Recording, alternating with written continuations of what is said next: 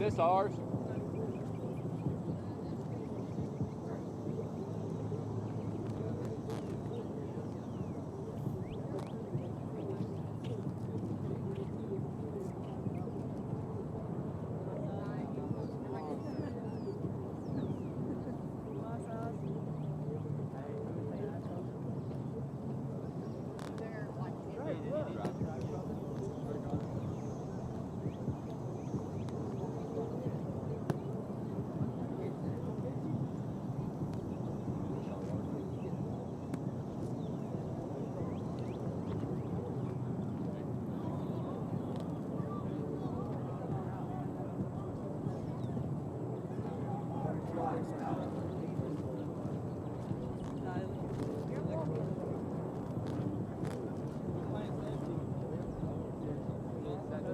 We'll be on offense first.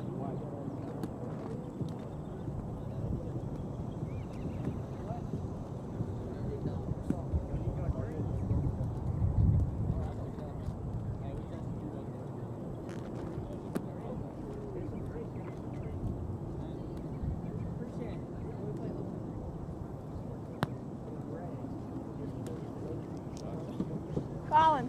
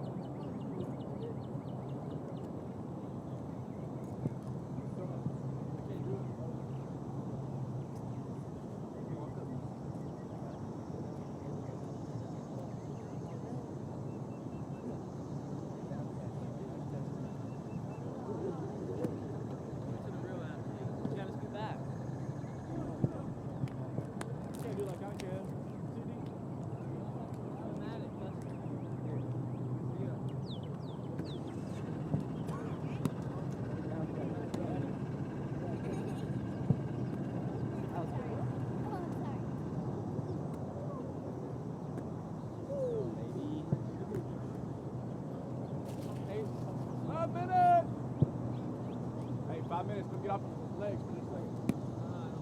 No, I ain't see all my legs. Oh, she can bounce back.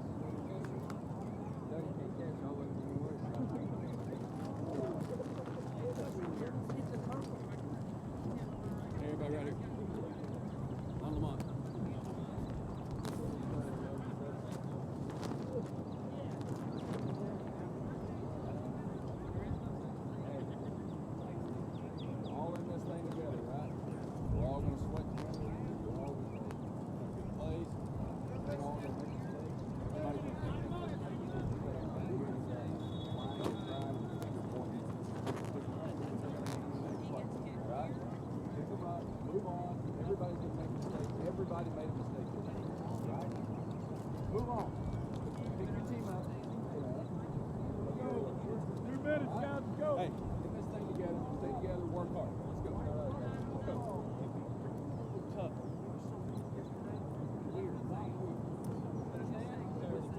Here. Up on 3. 1, 2, 3. Let's go. Hey, a little chip on your shoulder about how tough you are. Let's go to work. You waiting it? Sweet. I'm putting my shirt in your bag. That's what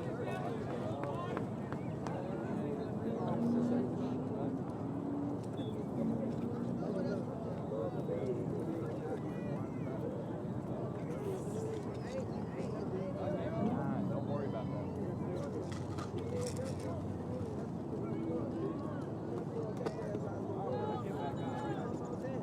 You've got one more chance to do a good job. You're still going to have a job. Wait. I'm gonna go get it after the next game. I would say could you grab it and show it to the game. It's not get back for me. Get back for y'all. I stay behind the referee. Hey, let's go to work. We're a good Yeah, round. they all think I'm calling, which I think is hilarious.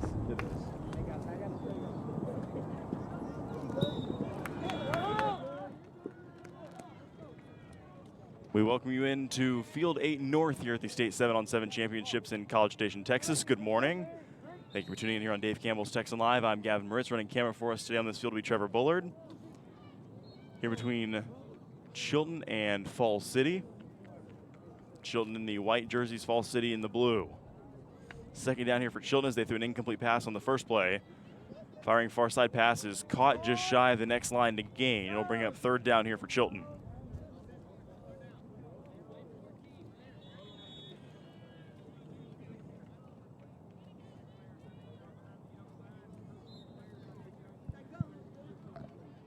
Third down coming here for Chilton. Man in motion out of the backfield looking to throw. Over the middle pass is caught for a first down.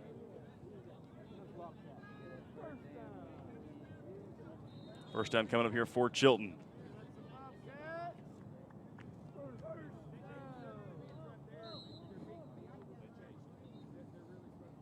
Man in motion out of the backfield again. First down here for Chilton. Looking to throw, firing, passes caught over the middle. First down picked up and plenty more. Halfway to the end zone now from the next line to gain are the Chilton Bobcats.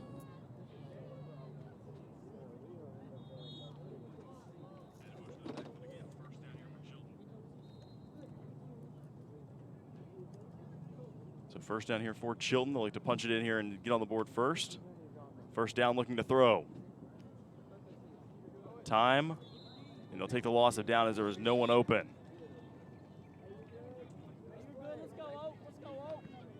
Hey, you got 3 downs. You don't have to get it all. Don't have to get it all. Second down coming up here for the Bobcats.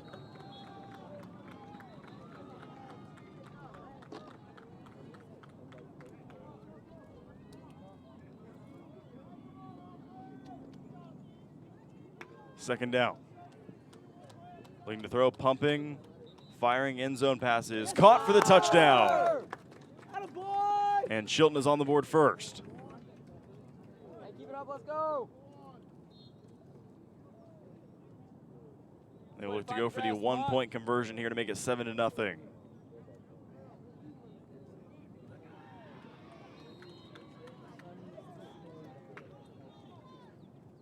Play fake, firing, end zone, pass caught. Conversion is good. And it is 7-0 Chilton. Avery, need a quick blow? Need a quick correct? So now Falls City's offense will come out for their first possession. Down by 7.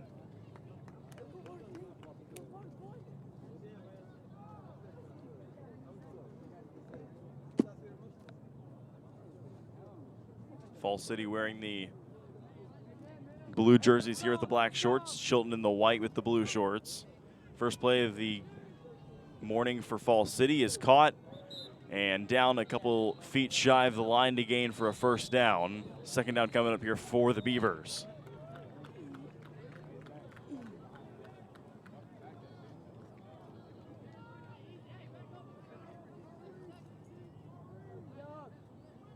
Second down. Over the middle, pass is broken up by Chilton. They force the incompletion there. It'll bring up third down for Fall City.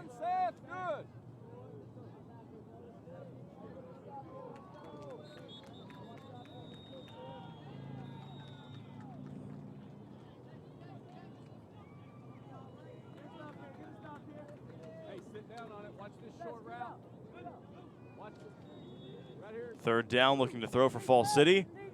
Firing it deep, 2-on-1, incomplete. Broken up in double coverage. Hey, that's the way to talk right there, Creek. It'll be a turnover on downs.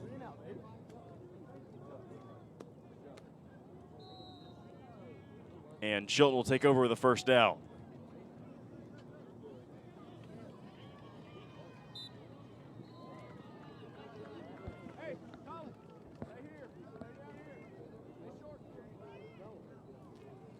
First play of the drive here for Chilton, leading by 7.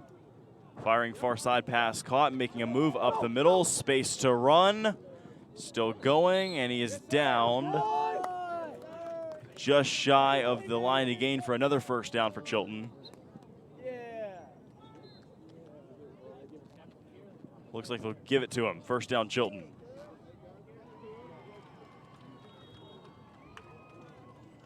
Looking to throw here on first down, firing near side passes off the hands of the receiver at the sideline, incomplete. Second down coming up. Yeah, you're second down. Yeah, second and goal.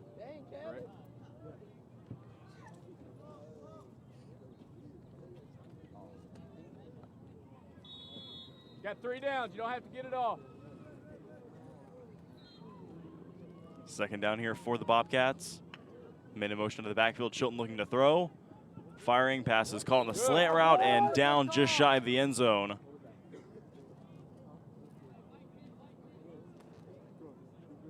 Third down.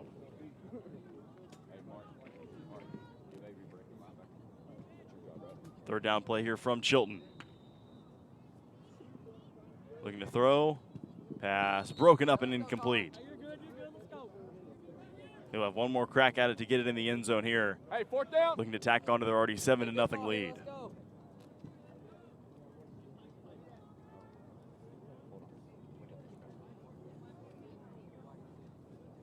So Chilton here with one play. They have to get it to the end zone. 4 receivers out wide, made a motion out of the backfield, looking to throw, firing low and caught. Touchdown, Chilton.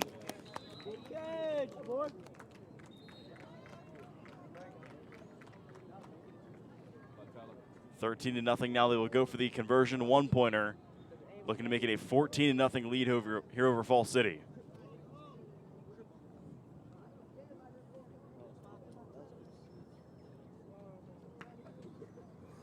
Conversion attempt is good.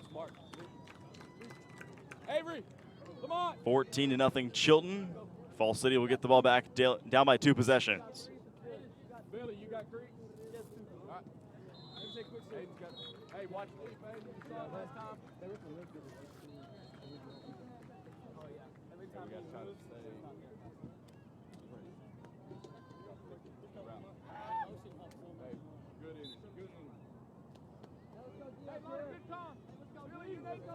First play of the drive here for Fall City. Looking to throw. Firing deep. Pass is bobbled and incomplete to the far sideline. Receiver couldn't quite corral it. Second down coming up for the Beavers.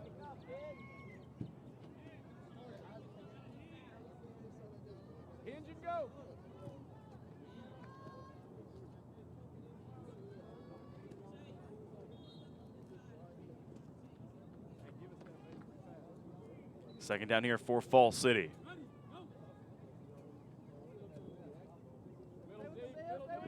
Firing over the middle, pass is high and incomplete, no one home.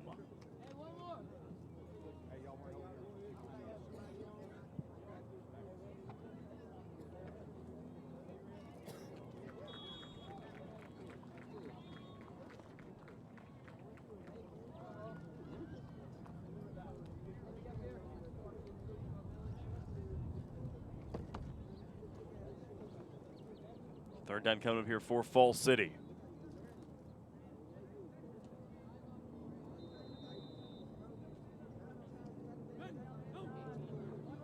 Third down. Needing to pick up a first here, firing, caught for the first down.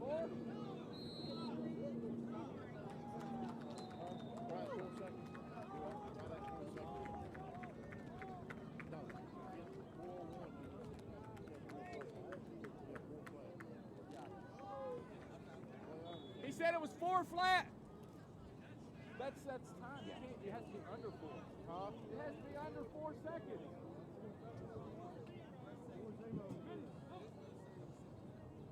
Falls City looking to throw here on first down. Far side, incomplete.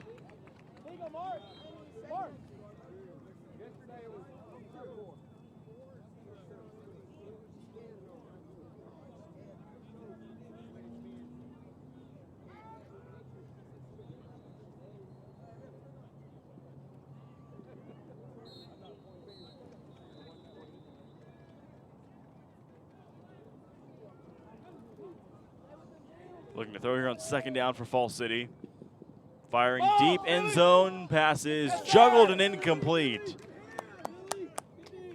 That boy, 2-4. We're up a third down now for the Beavers.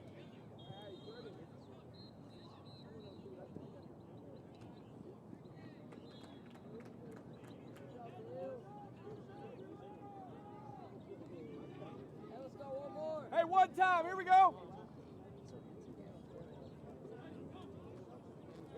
Third down. Firing over the middle, passes dropped. And that'll be a turnover on downs. Chilton will take over, already up 14.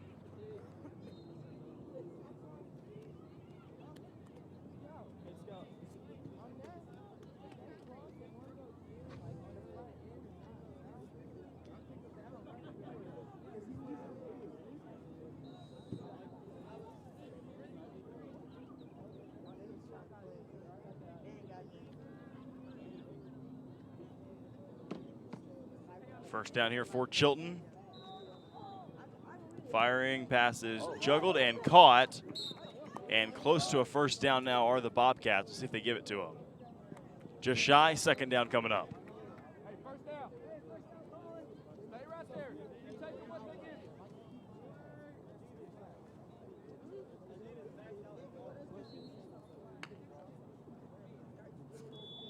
Firing deep, one-on-one, passes incomplete. Excellent coverage there by the Falls City defender to break it up at the last second.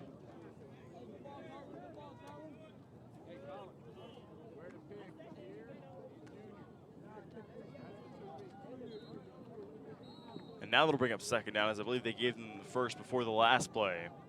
Ball spotted on the line, second down here for Chilton.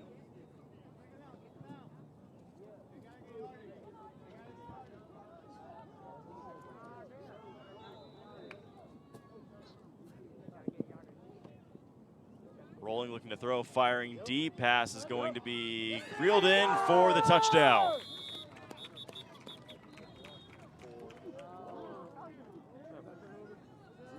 Childress or Chilton? Oh, where was that at? Might be Childress. How long? Chilton. Step said it's Childress. Oh, it is. Yeah.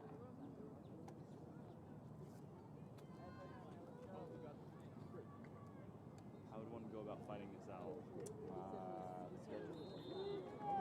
know, figure that out. I'm kind of. Yeah. Give me a second.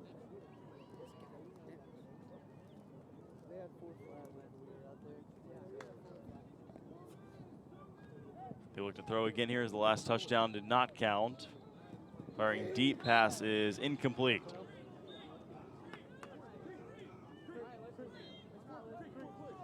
And a turnover on downs here. Falls City will take over.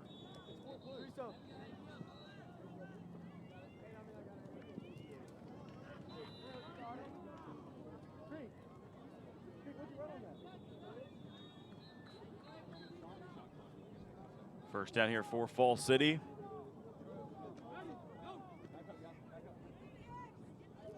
Dumped off, passes caught in the flat. for a decent gain there for the Beavers. Second down coming up. Hey, cut back to the football.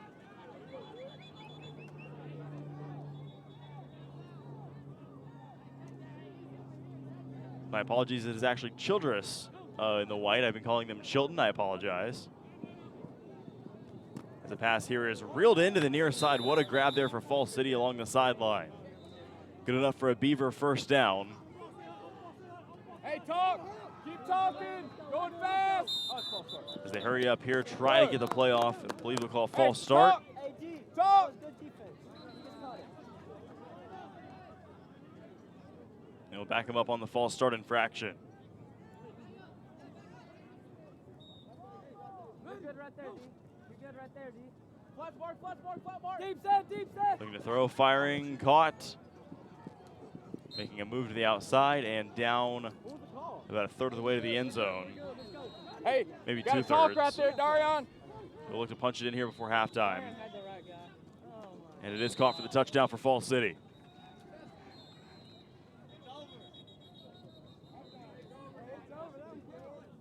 No, you blew the whistle before. He just said it was over. You blew the whistle before he snapped it. No, he blew the whistle way before he snapped it. And now they're discussing whether or not they were able to get the play off before the whistle was blown. Yeah, No, they did not. I mean, it's better than this. No way. It's hard shooting ground level. Get the snap off. Sit on the turf. Wasn't even to the ball yet. Because they will give Fall City the touchdown here. They're going for the 1-point conversion. Conversion attempt is no good. So the score will be 14-6 here as we transition into the second half. Now Yo is 2. No, I think I'm Yo is good. the 4 second Thanks, call Adam. and that snap. No, that 4 second call wasn't no ball. No, he come over and corrected it. It is at 4 seconds. It's not Oh, and they played it. Right back here.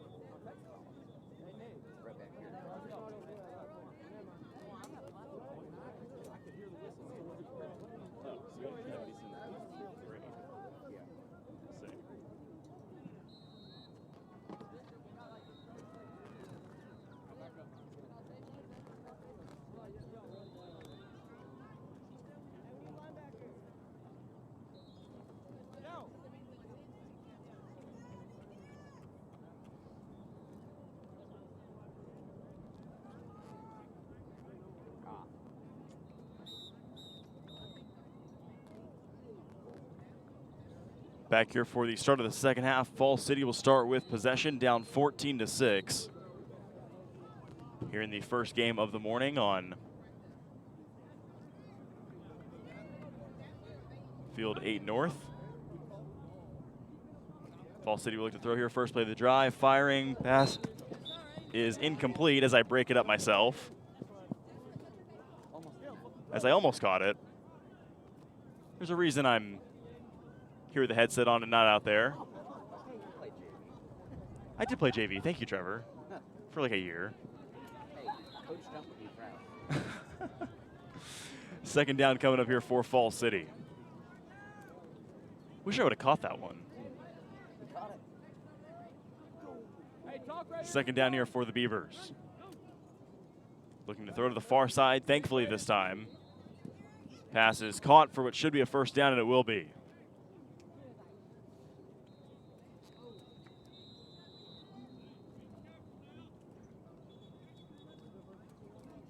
They will give them the first down as Fall City will start with a fresh set of downs here.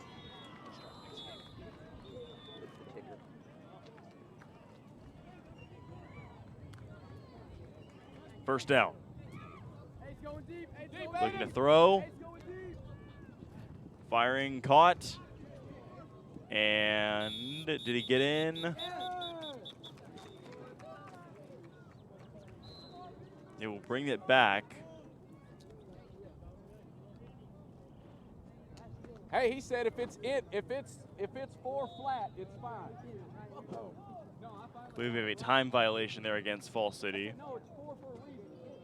Could not get the throw off in the acquainted time. That's get kicked out, I think, already. As you hear the Childress coach having some fun. Men in motion here for Fall City. It is third down. So look to throw here to pick up the first. Firing, pass is caught. Let's go, offense. Let's go. Let's go. And that is a turnover on downs, and Childress will take over, leading 14-6. Or perhaps not yet, as it's now third down. They said it was second down on the last play.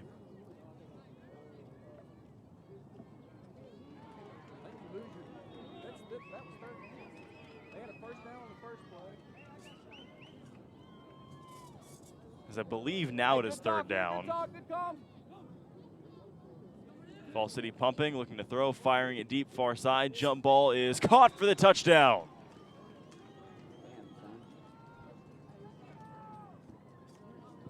That makes it 14-12. Fall City here, I'd imagine, would go for the 2. You'd think so anyways, right, Trevor? I mean, I don't know. You want to be tied or you want to... Yeah, they're going to go for the 2, as Trevor says they should. They will listen to Coach Bullard and indeed go for 2, looking to tie us up here in the second half.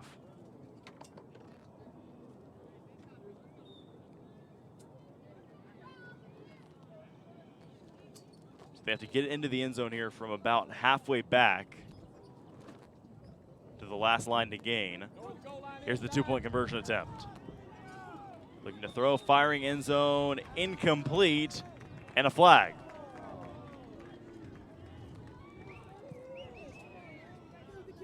So it appears Fall City will get another crack at it, following the incompletion and the flag.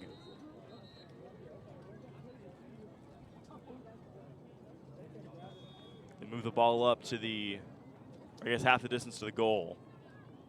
And then we'll go for 2 once again, looking to tie us up here in the second half.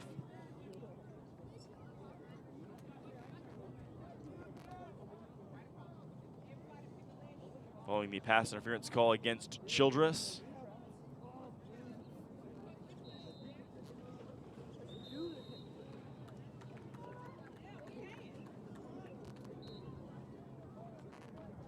Here goes Fall City's 2-point conversion attempt. Looking to throw, end zone, broken up, incomplete.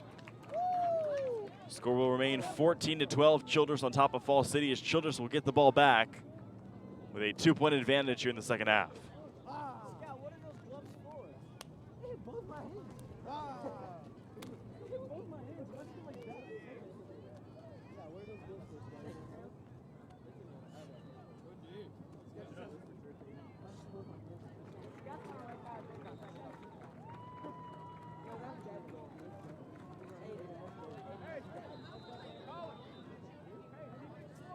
First play of the new drive coming up here for Childress. First down.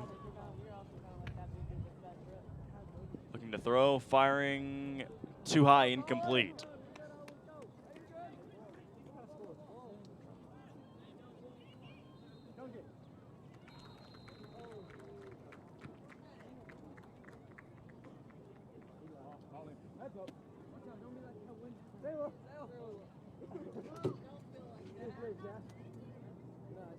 Second down here for Childress.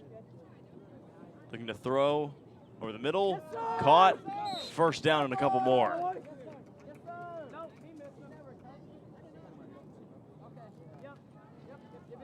Hey, Colin, stay under.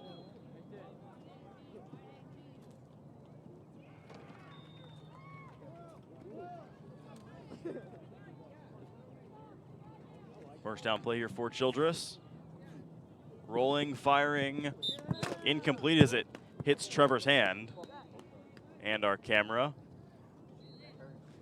As Trevor says, yeah, that hurt. Something of that nature. And they'll bring up second down.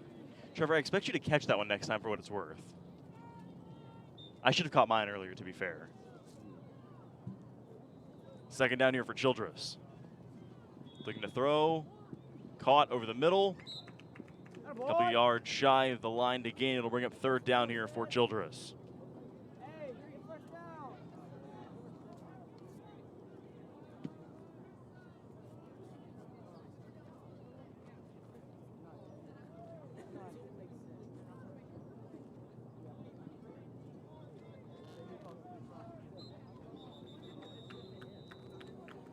Here's the third down play for the Bobcats. Childress looking to pick up the first and convert. Pass is broken up and incomplete. Hey, keep working, Avery. Hey, Avery, I got you. We got a D up. Let's go. Will be a turnover on downs as Fall City will take over down by 2 here in the second half. Try to get you an update on the time remaining as we acquire it. As Fall City here will look to perhaps take the lead on this drive with a touchdown. Childress has other ideas. Here's the first play of the drive for the Beavers. Rolling out from under center, looking to throw. Firing near side, pass caught. And he's down a couple of feet shy of the line to gain. Hey, Nick, good job. Second down coming up here for Fall City. And I believe they said he did not get the throw off in time. So it looks like they're going to move him back to the original start position. And it'll be second down once again at the same spot for Fall City. Hey, good comms over there, Darian. Second down. Dumping off. Caught. Maybe a third of the way to the line to gain. Will bring up third down here for the Beavers.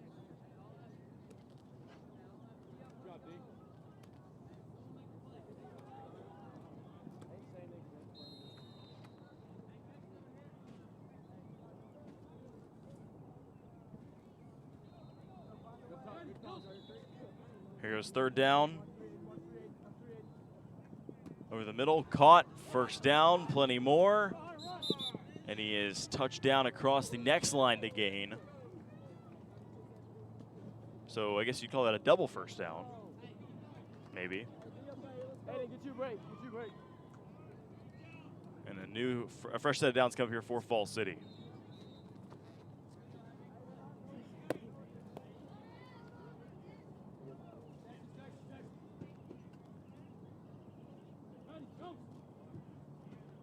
Looking to throw, pumping, firing, caught, and broken up at the last second. Good D. Excellent coverage there by the Childress secondary. Second down coming up here for Fall City.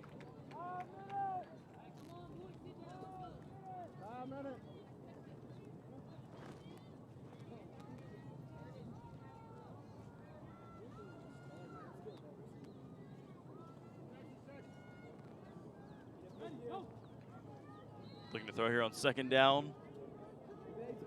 Firing, tipped and caught for the touchdown. Off the hand of the defender into the end zone, received by a Beaver, where it is caught for the score, and Fall City goes on top. 18-14 now the score is. Fall City here will go for the 1. Huh? On the snap. Here's the 1-point conversion attempt here for Fall City. And the conversion attempt is good. 19-14 now the score as Childress will get the ball back, now trailing for the first time this morning.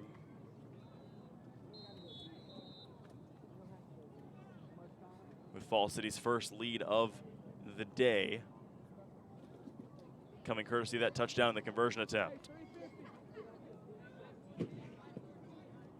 About 3 minutes and change left to play in this one. As Childress here will look to try to put it back out in front. Man in motion. About maybe 2.5 minutes left. The score 14-19. Looking to throw, firing, caught, and Childress is back out in front. Yes, sir. Hey, let's go. One. They will go for the 1 here, looking to go up by 2. It's currently 20-19 with the touchdown. Childress retakes the lead. And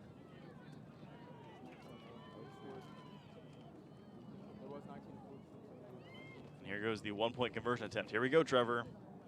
Gavin.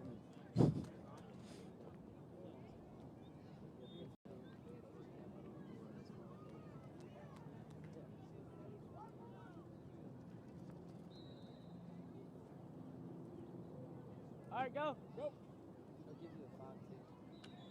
Conversion attempt here from Childress, looking to go up by 2. Pumping, and is caught. Conversion attempt is good. As Falls City will hustle to the line, perhaps running out of time.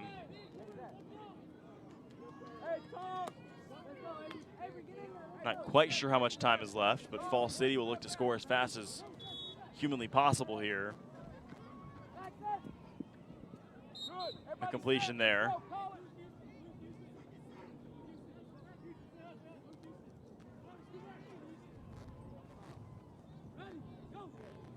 Second down here for Falls City. Firing, broken up. Excellent coverage there by Childress. And that'll bring up third down now for the Beavers. Watch for the shot. Watch for the shot, Sam. Childress expecting a deep ball here. Watch the shot in the middle. They'll get one off the hands of the receiver, just a bit too high there from Falls City.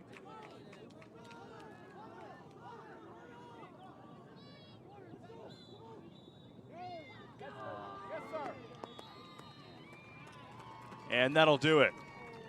Childress with a late stop and a late touchdown to go back out in front before the stop. Final is 21-19 here on Dave Campbell's Texan Live. We'll be back in just a little bit for our next matchup here at the State 7-on-7 tournament in College Station.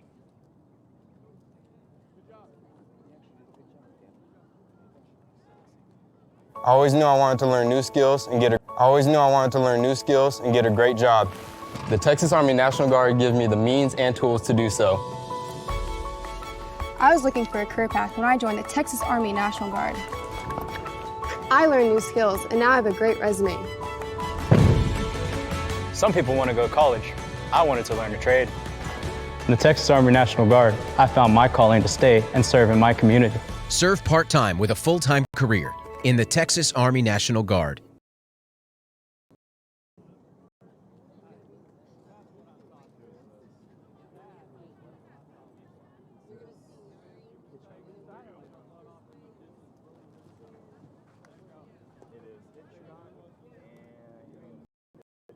Chapel Hill.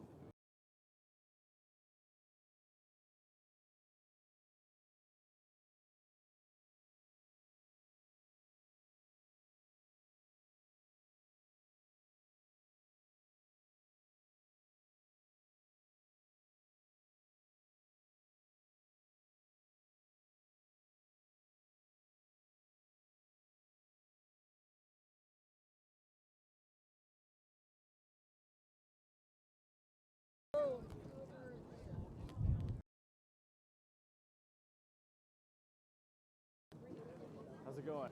Oh, man. Good. Taking it in? I just took it all in. Oh, yeah. Yesterday? Saturday, Sunday here yesterday. All 64 teams.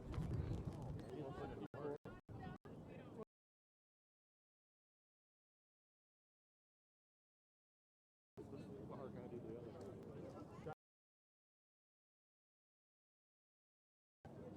About 2 years ago, I did it by myself. I got at least one picture. Take pictures, say, yep, good enough.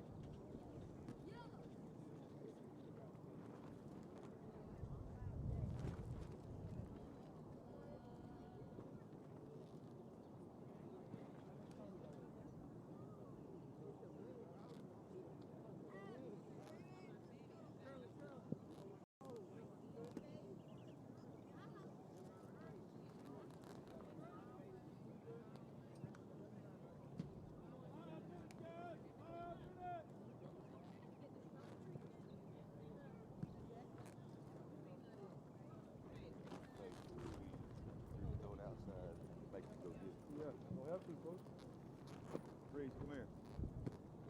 Reese. Come on, dude. Hey. Hey, let me get you. Dude. Come on.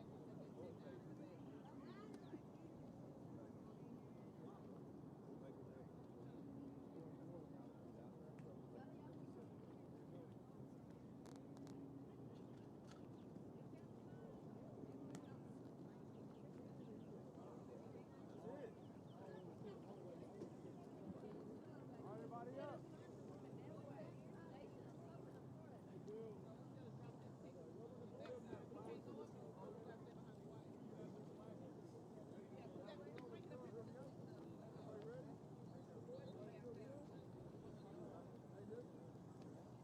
That's all it takes, man. Just fade to it. That's not what a bomb takes. Yes, it does. Just like that. Exactly. About 2 or 3 seconds.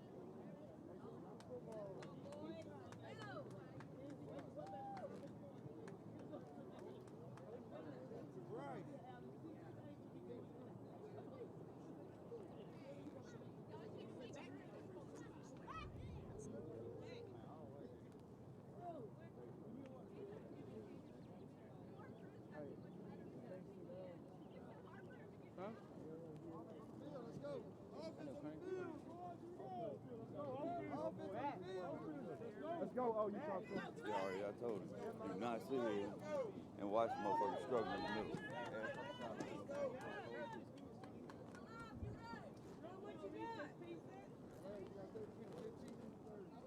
Y'all can sit on the bench, but if you get up, you gotta come down here. 6 feet. Y'all gotta be referee 6 feet.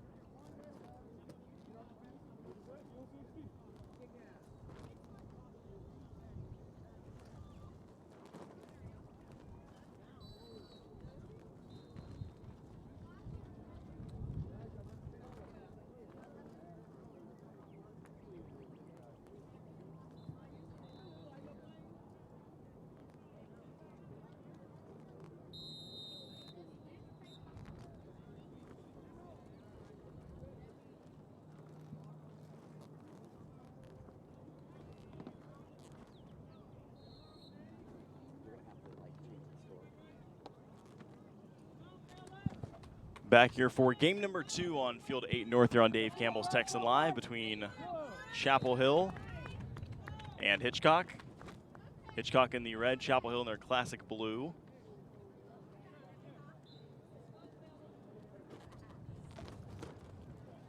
As Hitchcock had a completion on the first play to move them about halfway to the line to gain for a first down. Second down coming up here for Hitchcock. Here in a matchup of the Bulldogs. Trevor enjoyed that. Rolling to the near side, looking to throw, firing, caught, short of the line to gain still. And that'll bring up third down.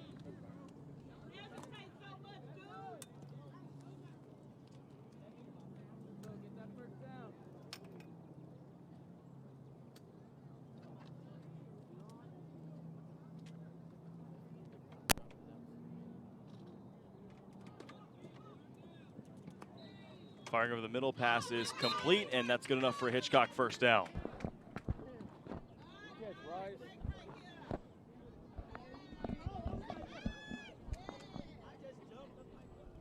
So Hitchcock able to move the sticks there. They have a first down now, about halfway to the next line to gain. Here on the opening drive of this early morning contest. About 8:46 in the morning, still early. Not too early, Gavin. Thanks, Trevor. Glad to be on the air with you. Trips up top, 2 to the near side, looking to throw here. Hitchcock firing over the middle, caught.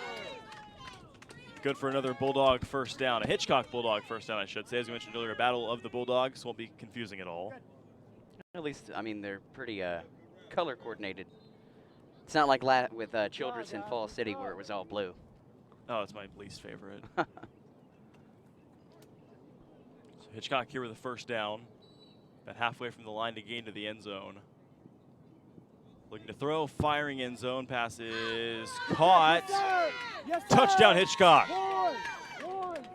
What a crazy play, Gavin. I'm going to be real with you. You know, you get this close-up camera angle, and I thought for a moment, I thought he was going to be down at like that 2-inch line. And, geez, that's something. Yeah, now Hitchcock's going to have to go for the 1-point conversion try here, looking to make it 7-0. Man in motion from the left to the right.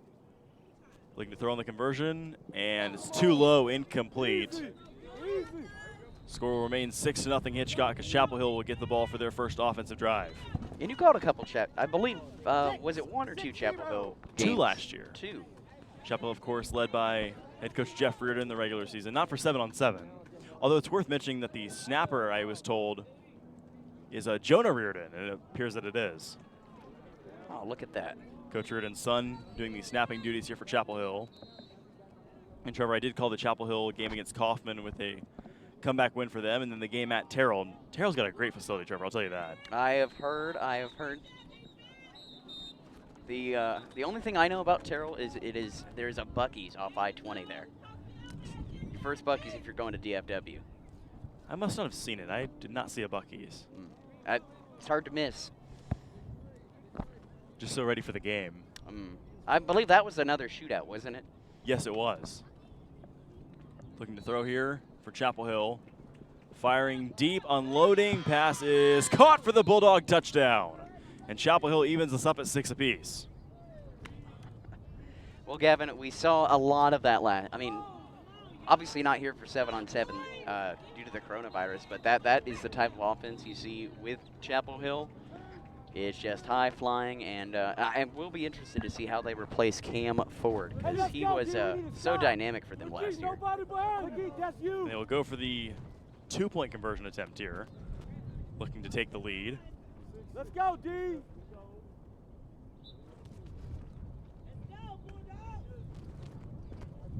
Looking to throw.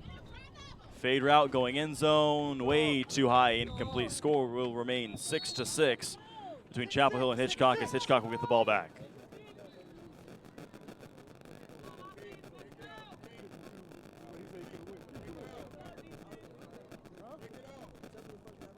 And Gavin, I've had a great time out here for last day or so for 7-on-7.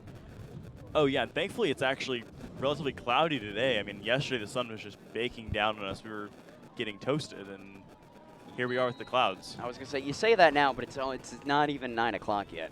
Okay, Trevor, don't put that evil on me.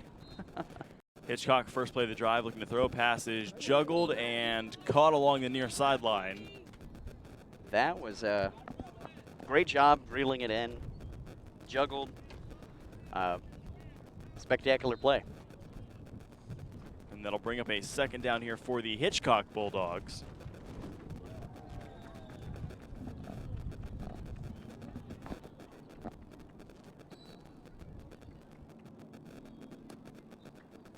Rolling out to the far side, looking to throw, firing, and nearly picked off the hands of the receiver and nearly into the arms of a Chapel Hill defender. Hey, down, guys, gotta have it. No excuses, Bryce, let's roll. And Trevor, it's a little tough out here with no scoreboard. I'm pretty sure it's third down now. Yeah, not the biggest fan. And no clock either. That you have to just hear when the head official says, you know, how much time's left. You get the 2 15-minute halves, and it did throw me off yesterday that there's like no halftime. They just flip, and you get a 1-minute break. Or were you expecting a performance? No, but maybe I was. Maroon 5 or Katy Perry or something? Oh, my goodness. No, Billy Joel, sir. Oh, that'd be the day. Actually, let's not kid ourselves. It'd really be Elton John. Hitchcock rolling, looking to throw, firing, caught with the sidearm throw. Great throw. And a flag is down. Oh, no. Illegal forward pass is the call. As they'll say the quarterback was just beyond the line. Oh, that's a tough break. On a completion that would have given Hitchcock another first down. That would have been a good throw. And that is tough. He Mahomes did a little sidearm action. Well, wait. Mahomes is from East Texas. That he is. I was going to say, not even too far from Chapel Hill, White House. Former White House quarterback. Not far at all. Of course, going to Texas Tech and becoming a league MVP for the Kansas City Chiefs. Here's Hitchcock looking to throw, firing over the middle pass, is caught on the slant route, and he's down maybe 2/3 of the way to the line to gain. Get into that quicker. And Hitchcock here will try to pick up the first down this next play. You just need to do a little dunk. You don't have to go to the end zone, just a little dink and dunk. Get the first down and keep moving. We were saying that, Trevor, and then Chapel Hill unloaded a bomb on their first possession. That is true. You got me there. So here's Hitchcock rolling, looking to throw, firing, end zone, broken up by Chapel Hill in the secondary. Fantastic coverage. Just with them step for step, broke it up there at the end, and there's nothing. I mean, that if you want like textbook coverage of how to defend a pass.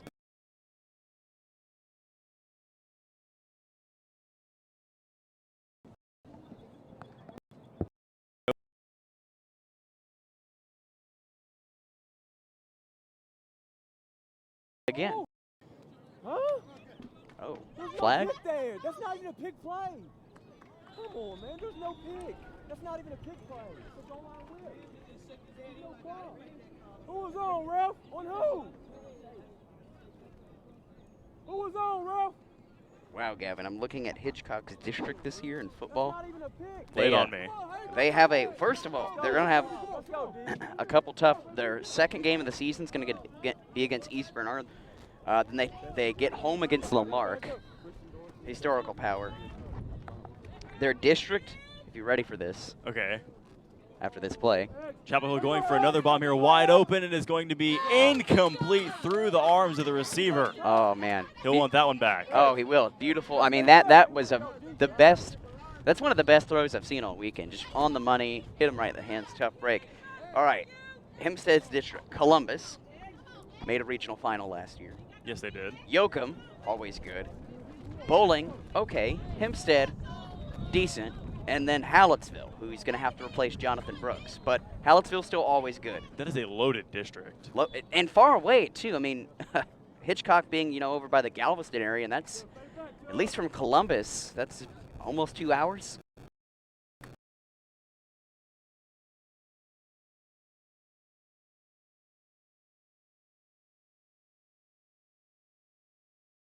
Moving it. They were looking really good, and then tough break. Yes, here's Hitchcock looking to pad onto their lead. It's 12-6 for the Bulldogs in red here, as they will go for a bomb of their own here, throwing towards Trevor, and it's incomplete. I do not have Giannis Antetokounmpo arms. We'll leave it at that. Trevor, not quite the Greek freak. No. Oh, they're playing tonight, by the way. That's right. I'll be going for Atlanta, for what it's worth. Oh, I mean, I know your Mavs drafted Trey Young, traded him to Atlanta for some other player I've never heard of. Oh, yeah. Luke? Something like that? Luke Donald? As here's Hitchcock firing, trying to get a first down. It is caught. Looked like it may have been picked off. It was caught by the receiver. Wow. On a bang-bang play, as you're described there by the coaches. That's some craziness. The games we've got today, Gavin, have been pretty great. Yeah, we saw a couple good ones yesterday. I mean, we had the Woodlands Christian beating Argyle in the last game of the day on this field yesterday, and that was nuts. That was nuts. Woodlands Christian kids, they were just so ecstatic. I mean, they did just defeat the defending 4AD1. Oh, tough break. Yeah, as the ball's dropped there by Hitchcock, It'll bring up second down here for the Red Bulldogs. So you hear the fans getting into it. No, but you've seen Argyle a couple times over the years. You called their game at Globe Life Park last year. A perennial power. And for them to get knocked off by Woodlands Christian, that's impressive. It is. Another drop here for Hitchcock, and that'll bring up third down. Back to back. Well, folks, you did hear a little bit of wind, so you don't know how much that's going to affect the ball. I appreciate the wind, though. Well, Trevor, we thank you. As this one is going to be broken up in the end zone by Chapel Hill. And that'll bring up fourth down, as I believe we're nearing the end of the first half. Well, we are. Started at 8:45 there. Yep, there you go. As Hitchcock will not get the playoff in time, and that'll take us to the second half. Your score, Hitchcock 12, Chapel Hill 6.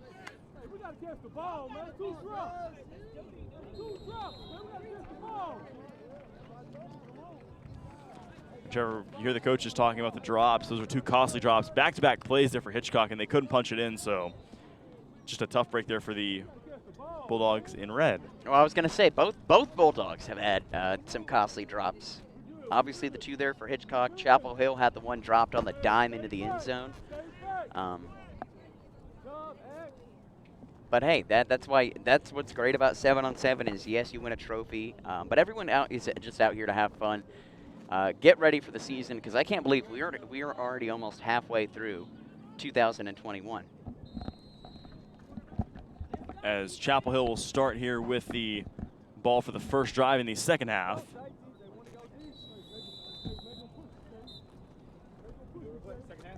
As the second half is set to start, first play here, they'll look to throw, pumping, unloading once again, third deep bomb of the game. This one is going to be incomplete. As we now welcome on Dave Campbell's own Matt Stepp. Matt, good What's up, to have Gavin? you along. How are you, sir? Doing good, just taking this one in. 12-6 Hitchcock as we start the second half here. Yeah, Chapel Hill struggled yesterday. I had some high hopes for them coming into the state 7-on-7 tournament, and they had a rough day yesterday. But they have a chance. Bracket play. Everybody's win or go home, so you can make a run here. And me and Trevor were talking about it before you came over. Is that Jonah Reardon snapping the ball? That is Jonah, yes. That's fantastic. It's Coach Reardon's son. I think he's going to be in ninth grade next year, I think. So nice move by number 2 there. And still going. I believe they'll rule him down with a first down. Nice little curl route from Chapel Hill there. Their young quarterback, who's I think going to be a sophomore next year. Coach Reardon's real high on him. I don't know his name because we don't have rosters, but he's got the frame. He just needs to develop a little bit. Chapel Hill, one of those teams year in, year out, continues to make a pretty good playoff run. Of course, with Coach Reardon at the helm now. High hopes for the future as this pass is caught here to the near side. Good enough for another first down. And a first and goal situation there for Chapel Hill. This is where it gets interesting in 7-on-7 because now you got 4 downs, but the field gets constricted. And this is where you need a big receiver like number 17 right here in front of us to go up and make a play in tight spaces in this constricted area and goal-to-goal situations. We'll see what Chapel here does here is they've gone with a couple deep bombs thus far. A dump off pass to the running back here, and he is touchdown just shy of the goal line by a couple feet. That was a 7-on-7 play there. Yeah, I don't think you could do that in real football. No, probably not. Yeah, but it worked. They got a second down and about 4 here from the 4-yard line. A little play action fake. And they try to do the little shovel pass that's broken up by Hitchcock. Yeah. See, now this is where you need a guy to make a play. There's not a lot of room here. Third and goal, you're down 6. You got to hold serve here in this kind of situation in 7-on-7. A non-score here would almost doom Chapel Hill. Rolling out to the far side, looking to throw, firing nice end route. zone. Oh, he dropped it. Great route, but he just dropped the ball. And that should bring up fourth down here for Chapel Hill, and they need to punch it in. Matt, we were talking about earlier, they've been throwing deep bombs all game, and they threw one earlier that was actually dropped in the end zone right through the hands of the receiver, and it was a costly mistake there for Chapel Hill. Drops have been an issue for Chapel Hill. They were an issue yesterday for him. I can see Coach Reardon is less than pleased down there in the end zone. Man, that should have been a touchdown. You got to make that play. As here's fourth down now just beyond the goal line. Rolling to the near side, looking to throw, firing end zone, and it is caught for the touchdown. Like I told you, Gavin, the big receiver. That's what you need. That's what you need to happen in the constricted areas. A big receiver just to kind of box out the corner and make a play. He's a big body and a tall target. So now this is interesting strategy going for 2 here to give themselves a little more room to kind of run their offense. You'll see a few teams in 7-on-7 strictly go for 2 just because they like to have the extra room. And it's worth noting that if they don't get it here, we stay tied at 12. If they do, they go up 14-12. But it's a big play here. Oh, yeah. We'll look to throw here for the 2-point conversion attempt. Firing end zone. It is. He got it. Caught along the back line. Wow. He completed the catch. Good job by number 17 there. Like I said, in the red zone, that's what you need, the big body to make a play. And that's a good throw there by number 4, the young quarterback. Nice throw, put it right where 17 could get it and make a play. I mean, that was solid coverage there by the Hitchcock DB. He got boxed out a little bit. You think 17 plays basketball for Chapel Hill? It's a good chance of that, right? Oh, I'd imagine so. Yeah, if I was that tall, I think I'd play basketball. Yeah, why not, right? Now, Hitchcock's got a young quarterback that I like. I think he's going to be a junior. I think he's 3-year starter. He's been around for a while. He's got a good arm. We've seen him flash a little bit here thus far as he flashes it here. Dump off pass is complete, trying to pick up a first down and out of bounds. Close to a first down. I think they're going to give it to him. Now you got 2nd and 1. Oh, man. Yeah. The key in 7-on-7, especially when you're starting the 45, is you got to get a positive play on first down because you only have 3 downs to get that 15 yards, and you don't want to be in 2nd and 15. So 14 yards on first down is really nice for Hitchcock to get the drive started. As it looks to perhaps pick up the first down here, firing over the middle, pass is low and incomplete at the feet of the receiver. But you can kind of take a shot like that on 2nd and 1 because you still got 3rd down and short. This is a very manageable down. You still have and that's the thing is 3rd and 1 from this spot at the 36 is a lot easier than 3rd and goal at the 1 because the field is not constricted. You've got the whole field to kind of work through the offense and drop those safeties deep to open up the middle of the field. Here's the 3rd down and short play. Pass is caught on a little dump off. It does pick up a first down, but not much else. Yeah, but just a little X route. This run, the inside receiver crosses in, the outside receiver. The inside receiver crosses out, the outside receiver crosses in, and he's wide open for about 2 yards and first down. Not sure that that in real football you could run that because there'd probably be a linebacker right there. Right. But, it's 7-on-7. Yeah, we've seen him run those little dump off passes, little maybe shovel pass here and there, try to pick up these 1 or 2 yard situations. Yeah, a lot of teams in 7-on-7 will deviate from their real offense and run a little play like that just to get the first down and keep the drive alive. Now you're kind of seeing a little bit more of a those tip passes over the middle in real football and 7-on-7 are dangerous. We've seen a couple of these thus far, and Matt, we were talking about some of the games yesterday. We talked about the one I saw here with the Woodlands Christian beating Argyle. What are some of the best games you saw yesterday? Definitely the Childers Dangerfield game early was really good. That was a solid ball game. Dumas and China Spring was excellent yesterday. I thought Dumas was very impressive. Those are probably the 2 best games that I got to check out yesterday. Here's Hitchcock rolling to the near side, looking to throw, firing passes, caught somehow. He's touched down. He was touched, yeah. He got touched down. They roll him down, but that's an excellent catch. Yeah, it's a great job there by number 9. Good catch. Solid, tight coverage there. Now it's a big play because you got about 3rd and 5 here. This is going to be a tough down. Chapel Hill's going to play press and tighten up the coverage a little bit because they're, big. This is kind of a swing play here because Chapel Hill can get the ball back in a tie ball game. They could really kind of seize control of this game. They have a big play. You can see the safeties creeping up to try to guard against the line here. Fire pass is dropped across the first down marker. That'll be a turnover on downs. Now this is where now Hitchcock doesn't hold serve. Now this is where now Hitchcock's defense has got to come up and make a play. And Matt, one thing we've been trying to figure out is how do we know how much time's left? They call that the guys will call the times. You probably can't hear it because they're announcing it, but they'll get up and give a 5-minute call. Yeah, we've been getting it here and there. These good headsets, you can't hear the noise canceling headsets. Shout out Dave Campbell's Texan Live. Oh, of course. Yeah. First play of the drive here for Chapel Hill. They'll look to throw. Unloading again. One-on-one coverage. He's behind the defense. He was behind the defense, but he dropped the ball. I mean, that's the dangerous part about taking that deep shot on first down. Now you're in 2nd and 15. Now you really have to get 8-9 yards just to give yourself a manageable 3rd down. That's the downside of taking that deep shot on 1st and 15 from the 45. So that'll be 2nd down and about 15. I'm personally not a big fan of the deep shot on first down here in 7-on-7 from that part of the field. I think you put yourself you really got to make a play now here. And you just seize momentum. It's it'd be a lot better to get a 7-8 yard game and keep that kind of positive momentum going. Took the snap here from Jonah Reardon. He'll look to throw. The quarterback will. Pass is tipped and incomplete as the receiver fell down. Thing hung up just a little bit and allowed the corner who was sitting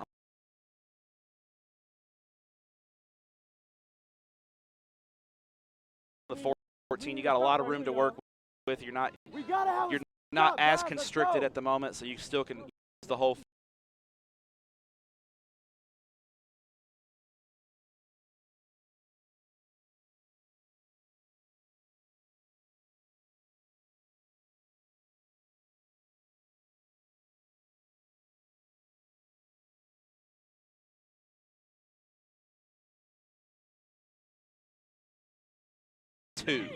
So this is a really you can take a shot at the end zone here with the, having 2 downs to get 2 yards after this. This is the take a shot down in my opinion. And there you go. There's the shot to the end zone. 2 touchdown. You think I've watched a little 7-on-7 in my life? Probably more than I have. Yeah. Tie ball game. And they're going to go for the 2. They must have something they like, or they just prefer to go for 2 here because we're 18-18. You just need 1 to win to take the lead here. So interesting. I mean, these kids with these tights, they're a lot more confident in themselves than I ever was at that age. I'll tell you that. And that's throwing the end zone. Good coverage. He's out of the end zone. He's out. Incomplete. No, it's incomplete. No, he was out. That was obvious. He was out. That was a good call. He was right on it. The Hitchcock crowd doesn't agree, but he was out.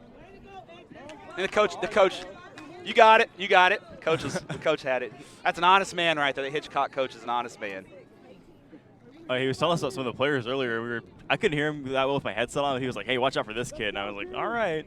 Yeah, he's an honest man. Oh yeah. Now here you go, Chapel Hill. This is kind of the ball game here. You can go to overtime or Chapel Hill will advance. This is a single elimination ball game here. Matt, I'll tell you this. I've never seen a 7-on-7 overtime. What does that entail? It's like real football. So each team gets to the 15, 4 downs to the 15, and they rotate. After two times, you have to go for 2. Okay. So it's relatively normal. Yeah, they try to. If there's not a specific 7-on-7 rule, they try to make it as much like Friday night as possible. Gotcha. So it looks like it's 2nd and 1 here. He's just short of the line here. So at this point in the game, I mean, you could take a shot, but I mean, at this point in the game, I'd almost prefer to get the first down and use a little bit more of the clock. That way, you either go to overtime or you win it. And that's what Chapel Hill's kind of doing here. They're taking their time a little bit, trying to milk a little bit of the clock, but still get a first down. And they're taking the deep shot. He's got him. Incomplete though. I can't imagine we have that much time left. It's 9:14. No, we're probably under 2 minutes at this point. Yeah. I might move with a little bit more urgency if I was Chapel Hill. Just to avoid overtime. Yeah, if anything. You can. Yeah.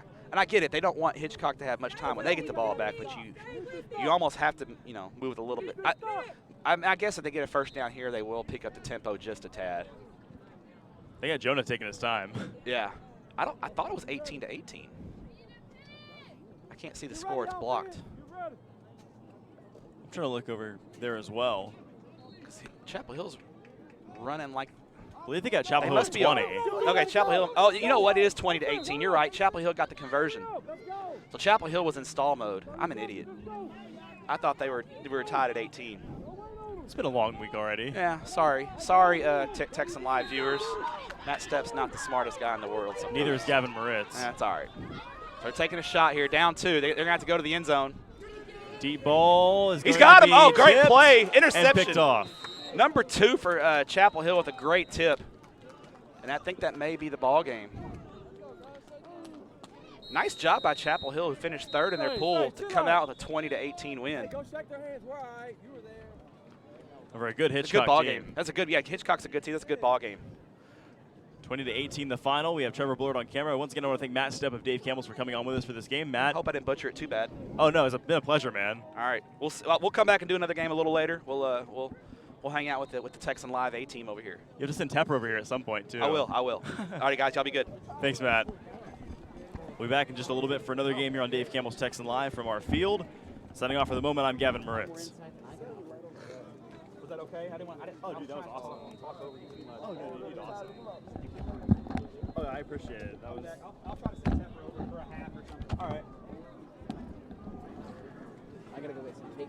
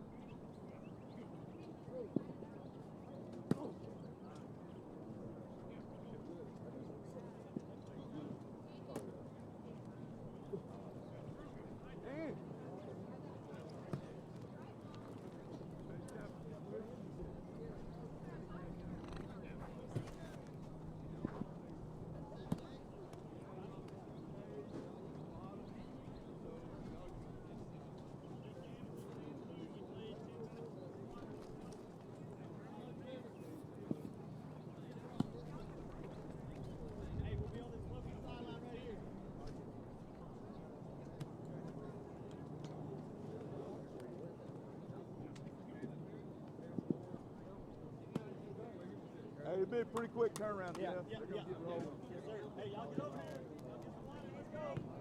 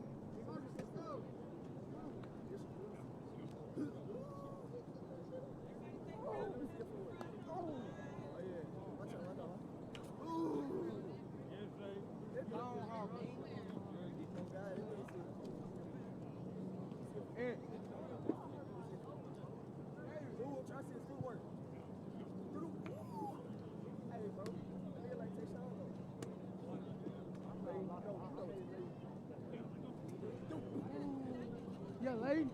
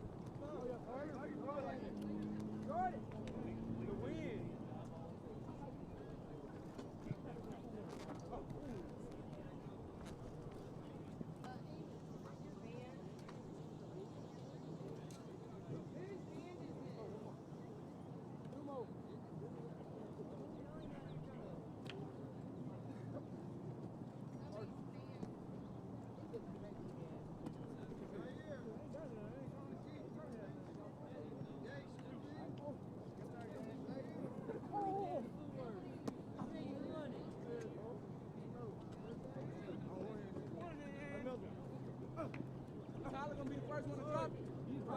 He dropped it. That was two.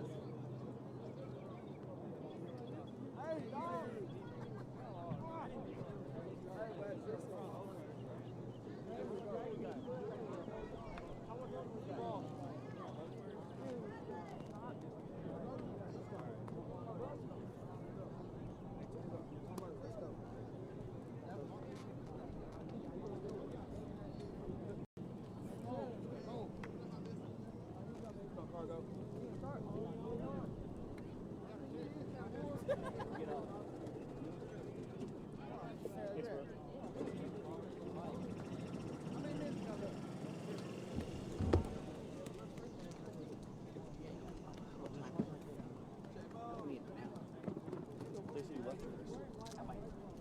Oh, maybe I.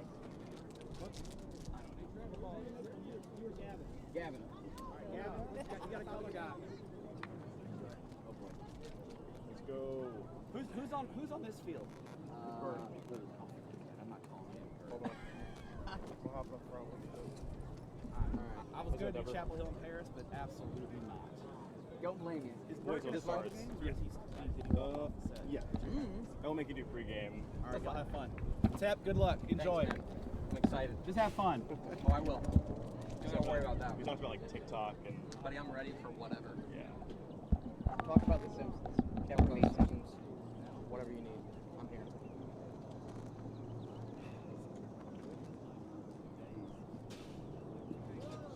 What's after this? Ooh, Hearn, worst place ever. No internet. Oh, dude, no, it's awful. That's where Roundball was. That's where Roundball and I went for that basketball game, and we got there, and it's like, oh yeah, we didn't run y'all internet. I'm like, oh. That was a dead zone because we're sticking to the metal. Yep. Yeah. Lost some shoulders. Yes. Then I got good old Cedar Park beating the shit out of them. For you, Katy.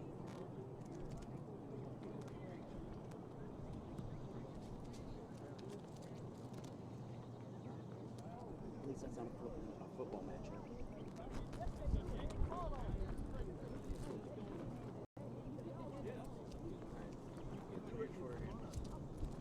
Oh, mine's just Trevor Bullard too. Mine's not Gavin Moritz.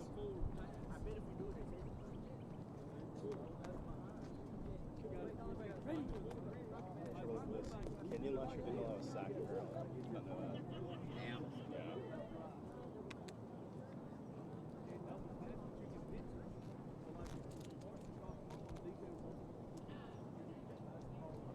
Our boy Tommy liked my first. Our boy. Texan live spot. Tommy, that'll never not be funny. I mean, in the moment it was not funny. No, in the moment it was a nightmare. Yes, it was. We were hacked. I'm like, okay. Right. If you need a water, are you good? I'm good. Okay. I've got a spare one down there if you need one.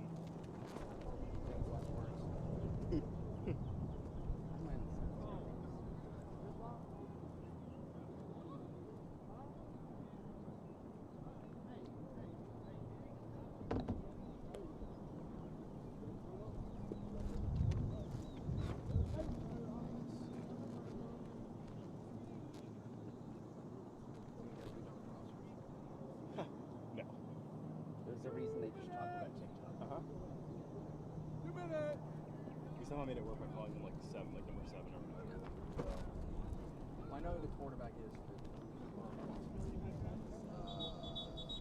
Cole Watson. Okay. Him. Trying to look up. Yeah, and Childress. This is their backup.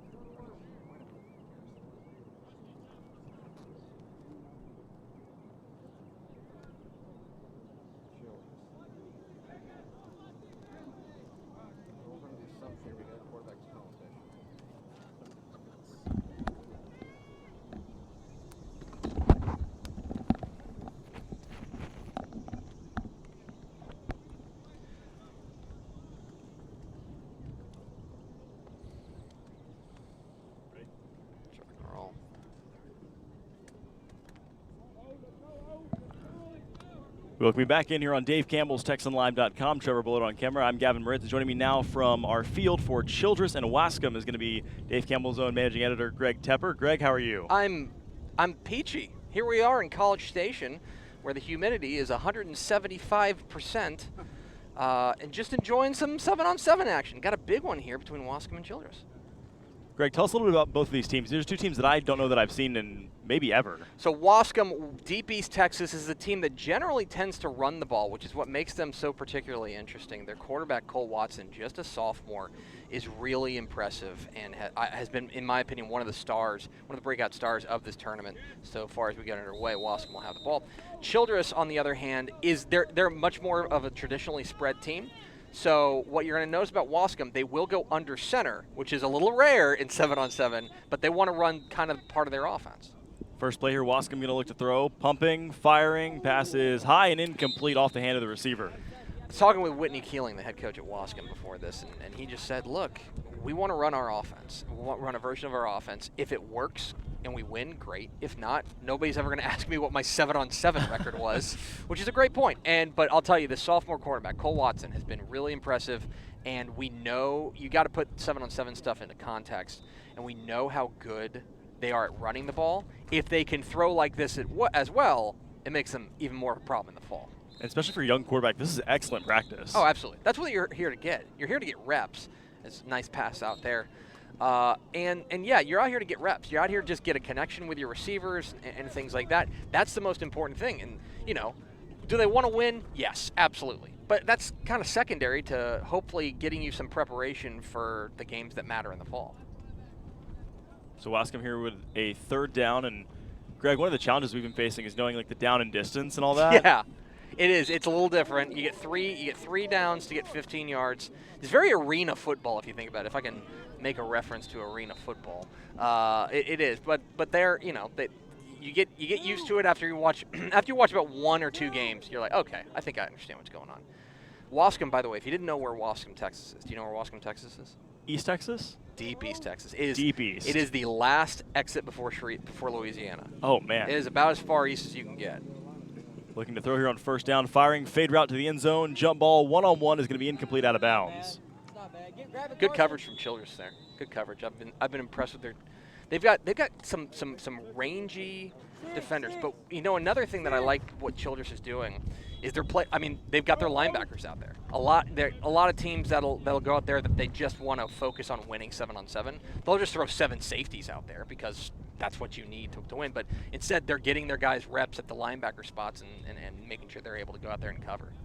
Second down here for Wascom, looking to throw, pumping, firing, passes incomplete to the far side. I'll bring up third and 5-ish. We'll call it 5. Call it 5. Third and 5, and you know, manageable. This is where you get interesting because normally, again, how committed are you to running your offense? Because there are a lot of let's call them just 7-on-7 plays, that routes that you would never run in the fall. Because there might be like a defensive lineman standing there. Right. But you'll see some teams do that just to convert these short down and distances. So it'll be interesting to see how they go. But again, line up under center. Can't stress enough how different that is. Third down at about 5-ish, rolling out to the near side, looking to throw, firing, passes, caught for the first down. And Greg, we and Step were talking about it in the last game. I mean, some of these teams are going under center, and then we got like some shovel passes.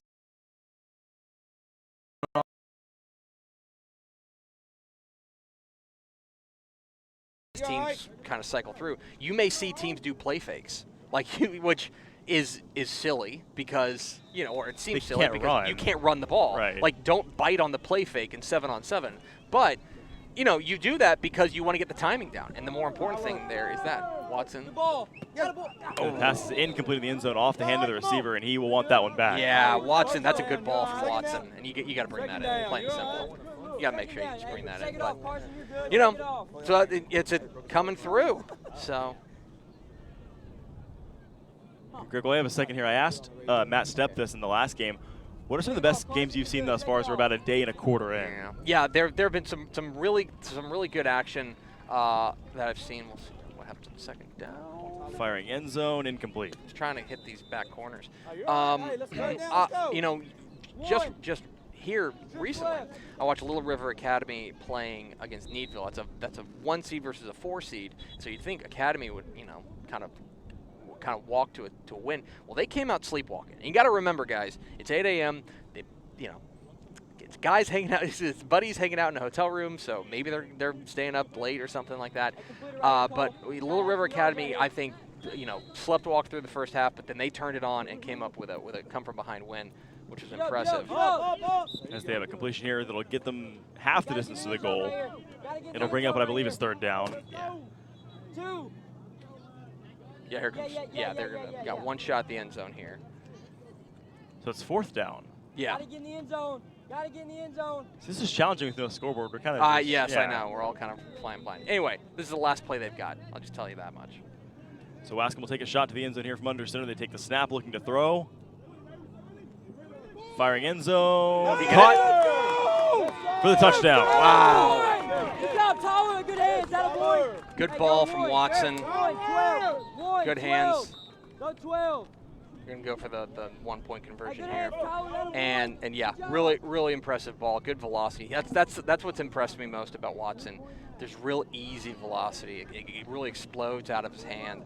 And, Coach Whitney Keeling was telling us even last year, he was saying this is a guy, like he's our next star. And he was saying that as a freshman. So, coming in as a sophomore, even better.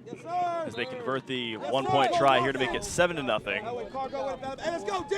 And Greg, one thing we talked about in the last game was some of these spread teams, they'll actually, they'll go for 2 because they want to have more space to run their offense. Yeah. And then you have some of the teams that go under center, like, we're just going to run the 1. It's a little bit closer. We're used to running something close to the line anyways. We're under center, so. Yeah, it's an interesting kind of dynamic there, especially for some teams that, look, we don't want to be, teams that are, I would say the teams that are more spread tend to go for it for 2, but teams that I think are more going to run the ball in the fall is probably going to be maybe go for 1 a little bit more.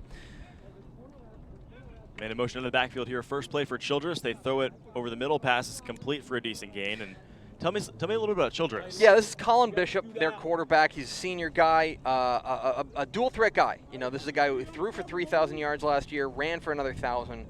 Impressive stuff there. This is a 10-3 team for Coach Jason Sims, and you want to talk about passion, throwing a little bit behind his receiver, but you want to talk about a passionate community that is all in on their team. Childress is as football crazy a community as you may find in the state of Texas, which makes them interesting. I have a feeling there's some folks in Childress watching this game, so shout out Childress. Yeah, this is a Bobcats team we've always got high expectations for, and we think, again, this is a team that I think this year may rely on their defense to start the year at least. That's a really nice ball from Colin Bishop. Oh man, he split the defenders with it too. Yeah, that's tough. That's a tough throw. And the one thing I will say, and again, it's all about context with 7-on-7 as far as pushing it into what it means in the fall. But there's some guys that quarterbacks that'll sit back there and they don't have anybody in their face. Yeah, there's a 4-second clock that you got to let the ball go, but okay, you're not being you don't have a 250-pound lineman trying to burrow you into the ground. How do you handle the pressure and stuff like that? Here's a guy in Bishop who is I believe a 3-year starter that I don't worry about. Like, what I see is what I feel like I'm going to get on a Friday night, especially considering the fact that one of his best attributes is his legs and his ability to escape, to extend the play, to take off with the ball, which obviously you can't do in this game. So the context here is important. And so, an impressive showing from Childress here would, in my opinion, be like, yeah, we we feel like we can see that again in the fall. So it'll be interesting to see how they go up against this. Another thing I like about Childress, they brought their actual center. A lot of guys, it's just a guy. You know what I mean? Or we saw with Chapel Hill, they let Jonah do it. Yeah, they let the coach's kid throw it at the seam. Yeah, they let the coach's kid do it or something like that. I believe it was yesterday. Carthage brought their center, and he's doing like pass drops. It's like he's snapping the ball and then he's sitting back up and getting into position. Which, hey, we're out here to get better, you know. And Greg, I went to Atascocita and I was looking through some of the Atascocita 7-on-7 stuff on Twitter last night. I saw that Cam Dewberry might be the snapper for the Atascocita team. I love it. I was like, oh man, just a massive dude. Good play. Yeah, just a massive. Just get your you know, because you know what do you want? The question you got to ask coaches is like, what do you want from this? And there are some coaches who it's like, I think it's really important for us to come out here and win, you know, and there's nothing wrong with that, coming out here and win. There's a good number of other coaches who are like, look, what I want to do is come out here and see my guys compete. I want them to bond. I want them to have that kind of camaraderie, and I want to kind of run our offense and get some reps. And you know, if we win, great. If not, no big deal. And so that's why you may have a guy like Cam Dewberry, who is not going to play center for Atascocita, breaking news, come out here because you want him to have that kind of you want him to have that camaraderie and that time with his guys. Childress on the verge of, I believe, tying this thing up after that touchdown. They go for the 1-point conversion try. Play fake. Yes. They got it. Play fake. I love the play fake. The coveted 7-on-7 play fake. It's rare, but it's beautiful. Whenever you run the play fake, it's great. So now we got a ball game. Not surprising here in the second round of the knockout that both these teams are pretty good, but I love the play fake. I mean, their team. I mean, you got slot T teams here, and you're thinking like, what are you doing here? But like, they'll do misdirection and stuff like that. And if you're a linebacker, and you bite on the play fake, you got to come out. That's it. you got to come out. So first play of the drive here for Wascom. They're going to look to throw. Has time, firing deep, underthrown ball is going to be tipped and incomplete into the end zone. A little bit of contact there, but I think the refs trust basically as long as you're playing the ball and not the man. The officials here are gonna give you the benefit of the doubt, give the defender the benefit of the doubt. I think because they are maybe at a bit of a disadvantage. So that, you know, they're in 11-man. Would that be a penalty? Maybe. But I think in 7-on-7 they're going to give the defense a little bit more of the benefit of the doubt. Wascom back under center here on second down, looking to throw, dropping back. Has time, firing deep again. This one tipped in the air. Oh, he coming out with that? And picked off. Wow, what a play. What a play. That's an impressive play from the Childress defense. A much-needed break there for Childress. They do get the interception. Hey, it's 4 seconds. Oh, they called 4 seconds. All right. Hurry up, Javis. It was 4 seconds. If we can talk about a rule I don't like in 7-on-7, if I may complain. You're up, Javis. State 7-on-7 board, love you very much. Hey, we don't just lay there. If there is a defense, if a defense makes a play, an offensive, you should be able to decline that offensive penalty, in my opinion. But instead, what happens is the play is fundamentally dead. They let it play out because they can't check the clock at the same time. You got to focus on that. Quit wasting our time. Hey, throw a flag. We're wasting time. Run it. Yeah, this game started at 9:30, so yeah, we've got 3 or 4 minutes left. Deep ball down. Missed him. Let's go defense. Now it'll be a turnover. So you know, it ends up. You know, if you want to file that under ball don't lie, then you can. But yeah, that's a rule I don't like. Quite frankly, if I'm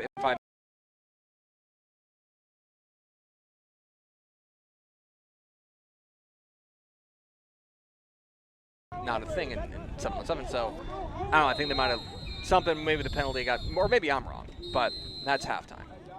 They'll take us to the second half. We'll be back in just a moment here on Dave Campbell's TexanLive.com.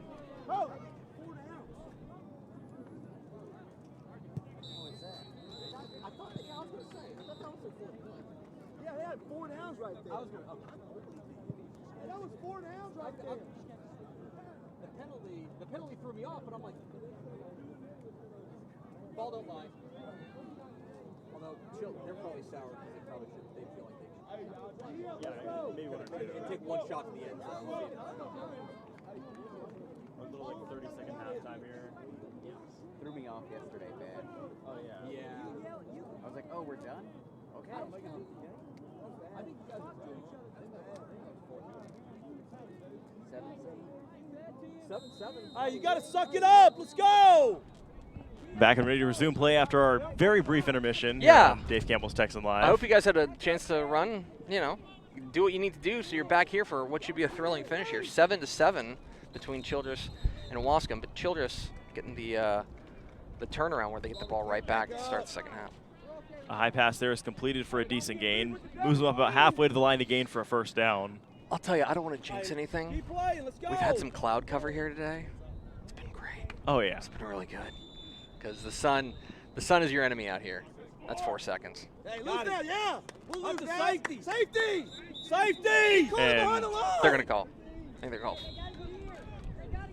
Wait, you mean to tell me there are safeties in 7-on-7? There are. It's the very rare safety that if you catch the ball behind the line of scrimmage and you get tackled behind the back of the end zone, so to speak, then yeah, it is safety. I saw one yesterday. Really? It's a very rare 7-on-7 safety. It's like seeing a unicorn. We don't get the safety call there. They thought about it, or we heard some chatter about it as this pass. Good play. I got to tell you, this Wascom defense, they've had their secondary has made a couple of plays on otherwise good routes, good balls, and they've just gone in there and broken them up. That's been impressive from this Wildcats defense. So tied at 7-7 here. Wascom's going to get the ball back with an opportunity to perhaps take the lead, and they'll go under center here once again. See, and again, they're lining up basically at fullback because that's what they're going to do in the fall, and they want to continue to practice, kind of what our formations are going to be, and especially a guy who might be running some routes out of the backfield at the fullback position. Yeah, maybe you'll get some practice splitting him out wide, but you also want to get that practice of him lining up at the fullback spot. So. And of course, if you run under center, if you run like a slot tee or a wing tee, you don't want to put your quarterback in the shotgun. No, exactly, and that's why, again, I keep coming back to the word context. That if you are good ball, good play, man, that's a really good play. If you're a slot tee team, right, and you're coming out here and you're going empty set like 5 wide, like what am I really going to learn? Because when are you going to do that? And there are some teams that do that. There's some, and again, those are teams that kind of want to focus more on winning 7-on-7, which, yeah, hey, no, more power to you. But to me, this is a game where I feel like I can actually, as somebody who's interested in what's going to happen, that's picked. And that could be a touchdown there for. Oh, they're going to say he came up short. But that's a great play, jumping the route, taking it back.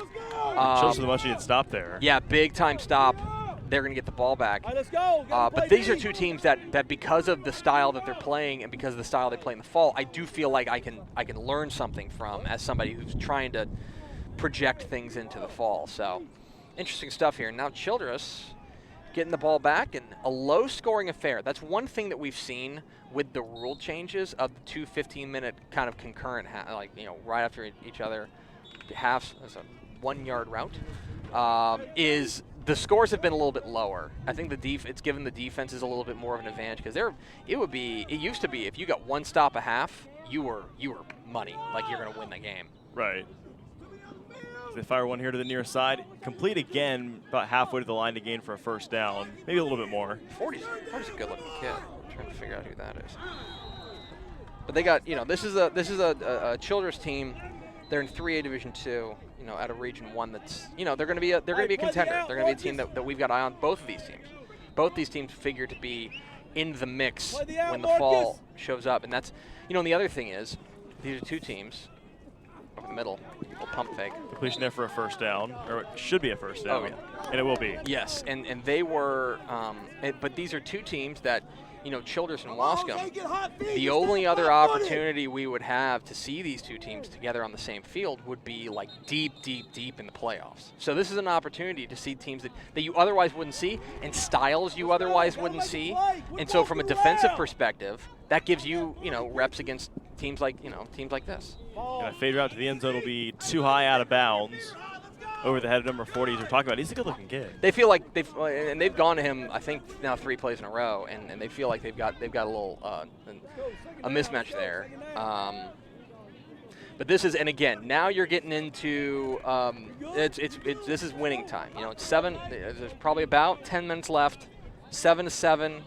You know, who's going to come up with those plays and who's going to have the legs? You know, who's going to have the conditioning to finish this game? Looking to throw here is Childress over the middle. Pass is low and incomplete in the end zone. A tough break there. He wants that one back. He wants that back, but from the quarterback, I mean, because he had a man, and I think he kind of short-armed it a little bit. So now, I believe this is 3rd down. Is it 3rd down, maybe? I was thinking it was 3rd down. I don't know. Let's find out.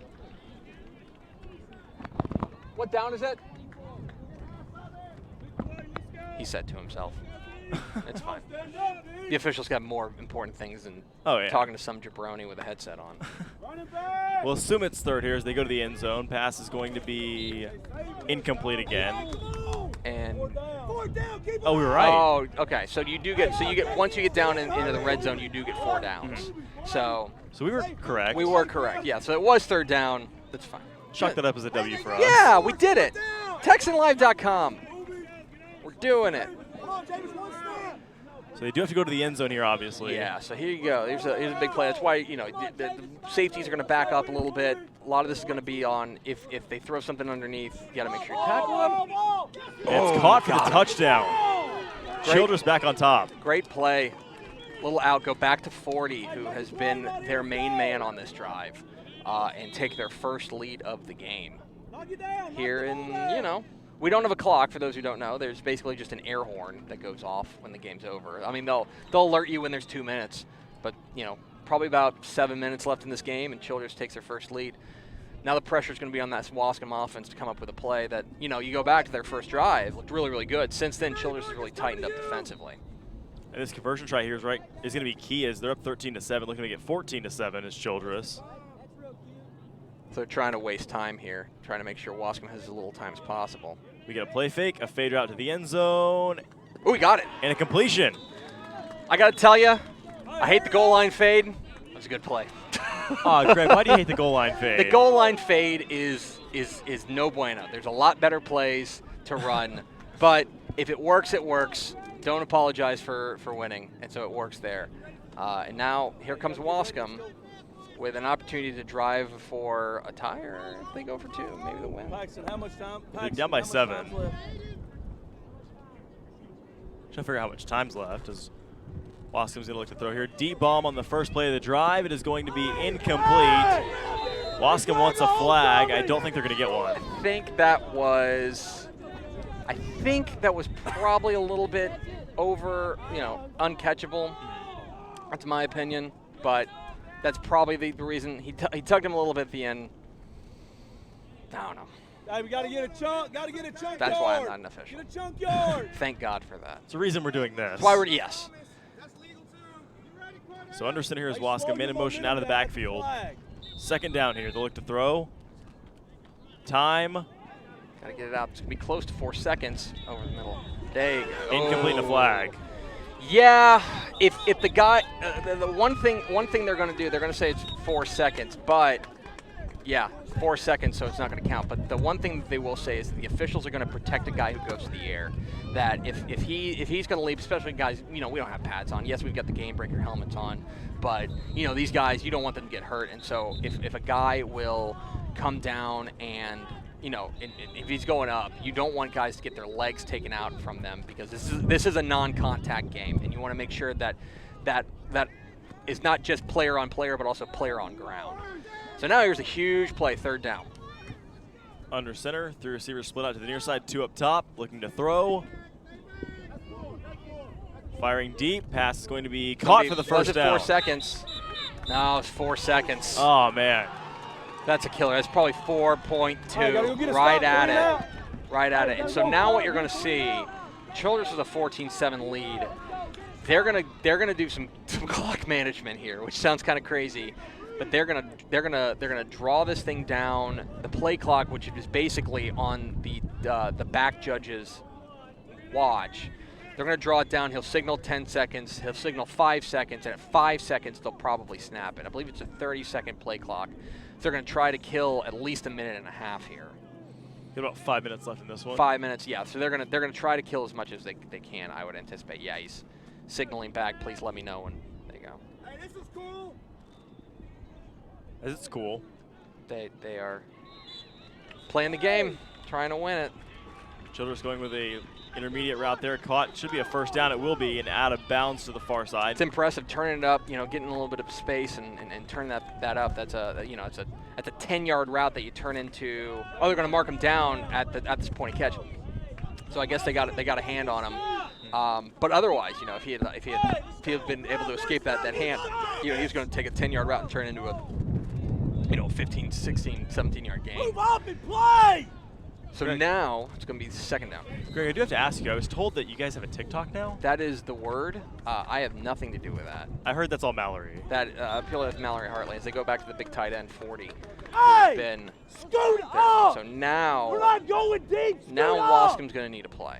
Wascom defensively is going to need a play because Childress is going to kill this clock as much as they can. Already up 7. Already up 7, 14-7.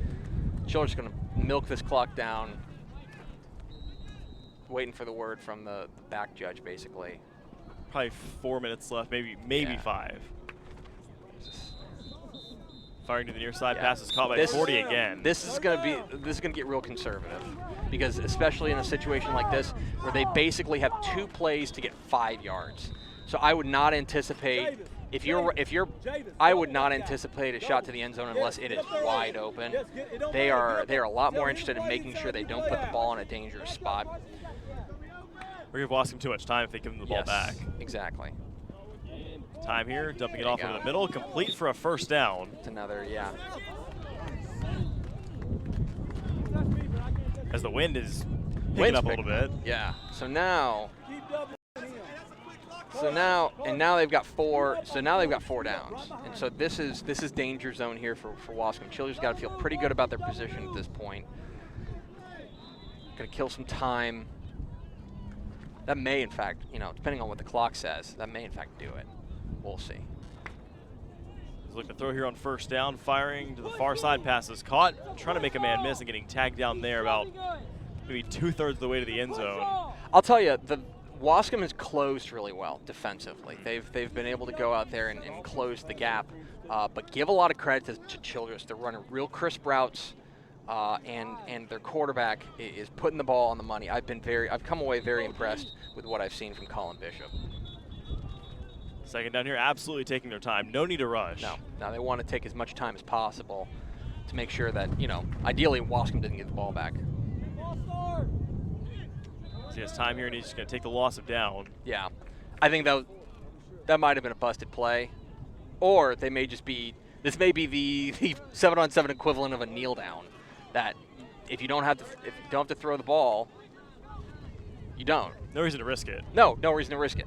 They may have because all these coaching staffs are keeping their own clock, and so they are, you know, they know how much time is left. Going end zone here, pass is going to be caught for the touchdown. And that will do it.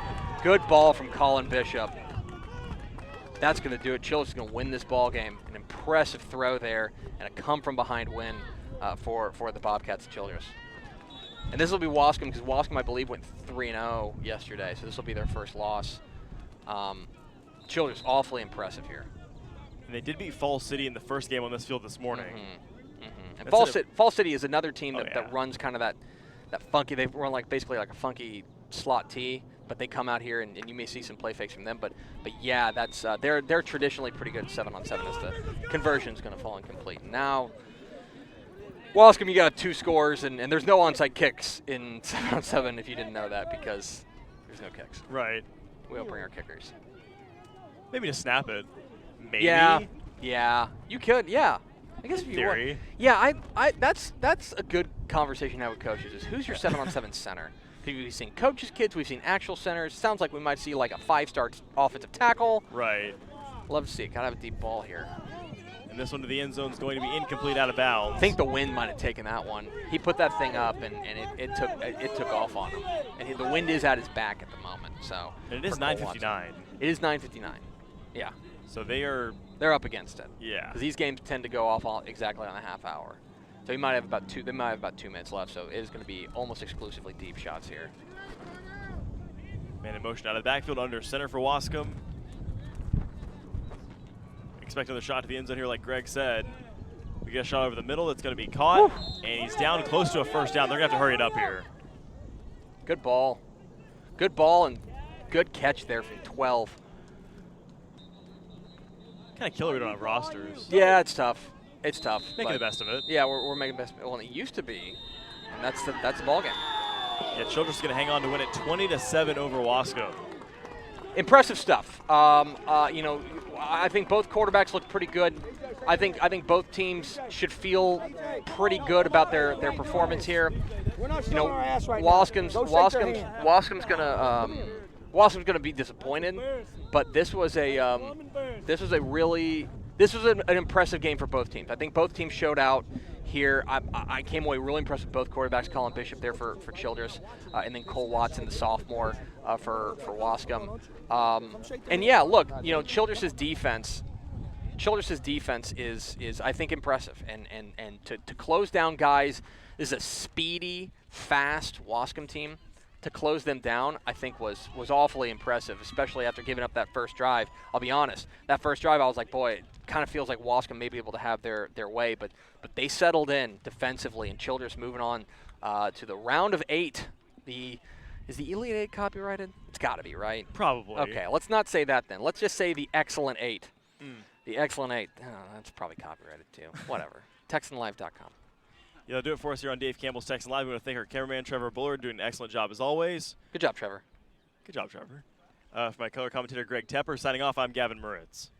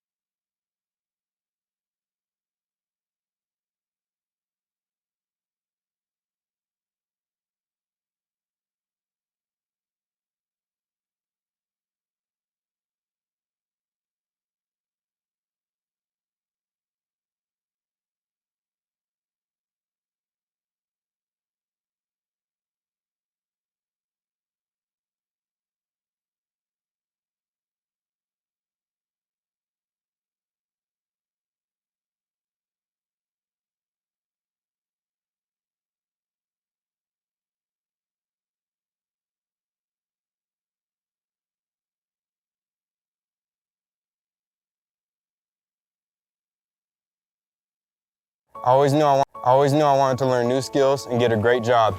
The Texas Army National Guard gives me the means and tools to do so. I was looking for a career path when I joined the Texas Army National Guard. I learned new skills, and now I have a great resume. Some people want to go to college. I wanted to learn a trade. In the Texas Army National Guard, I found my calling to stay and serve in my community. Serve part-time with a full-time career in the Texas Army National Guard.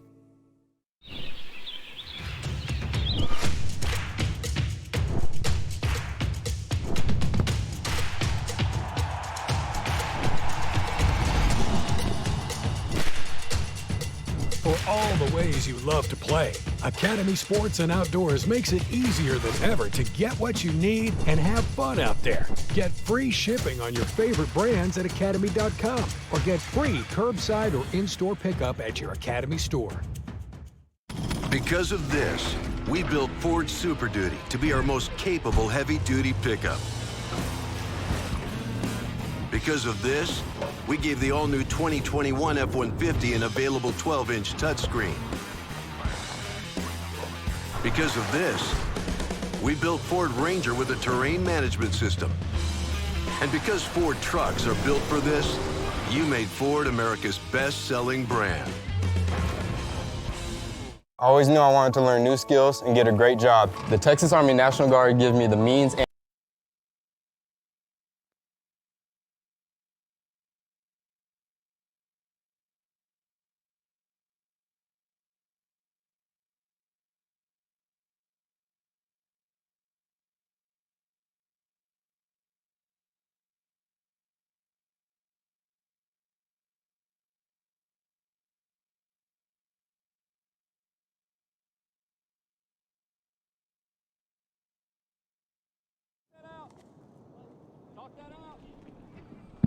We're back here on Dave Campbell's Texan Live for game, what is Trevor now, fourth game of the day?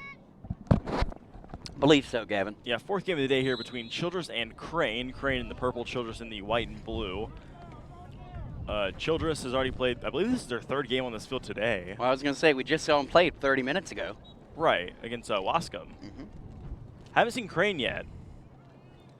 As Crane here, I believe, has a second down, maybe third. Looking to throw here, they'll fire over the middle, incomplete. Turnover on downs, it was third down.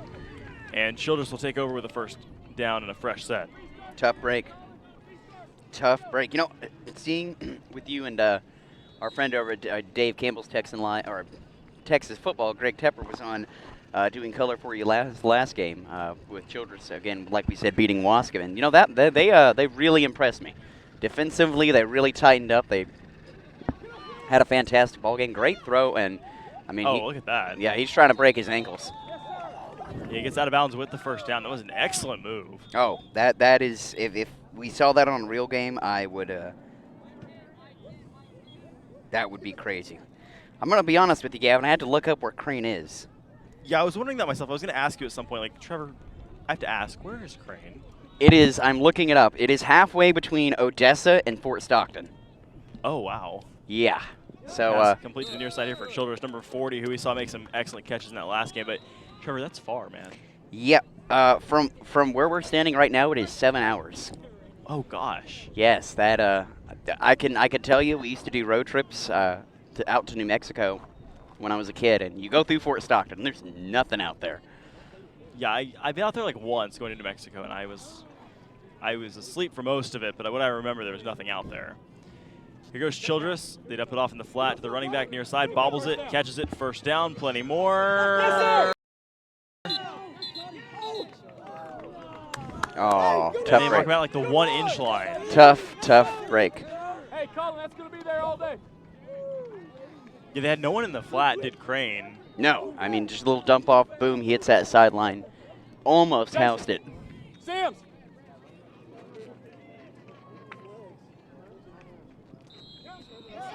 Oh, man, they did the play fake.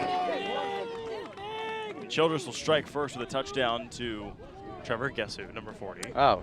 I remember you and Greg were talking, and he was like, oh, they're just going to go to him on this drive again and again and again. Well, he's a bigger kid. Most of these defensive backs are like, not typically as big, and he's just a size mismatch. Right. Well, just like with Chapel Hill in that first game, number 17.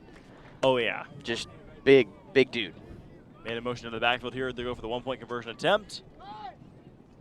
And it's number 40 again, and it's 7-0. Oh, geez. You just body him. I mean, boom, bang, done.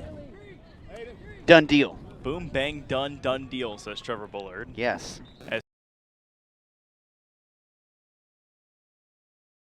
about what Childress has done on defense. Just locking the corners, just locking all the receivers down. And Childress' offense is deadly. They did it against Wascom, too. That pass there is low and incomplete. Second down coming up. I was going to ask you earlier, Gavin, what was your favorite game you got to call last year?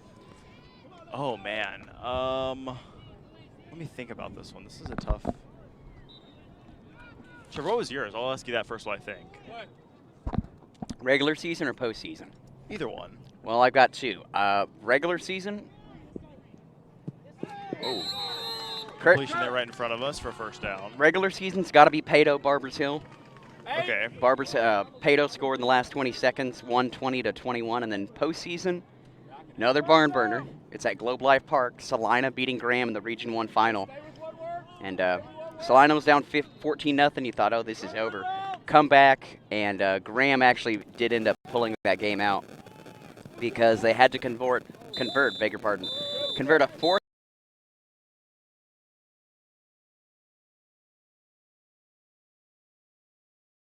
field goal, game over. Favorite game I called. This is tough, and I'm blanking on like all the playoff games that I called. Favorite regular season game, it wasn't the closest game, but Atascocita Kingwood is always fun.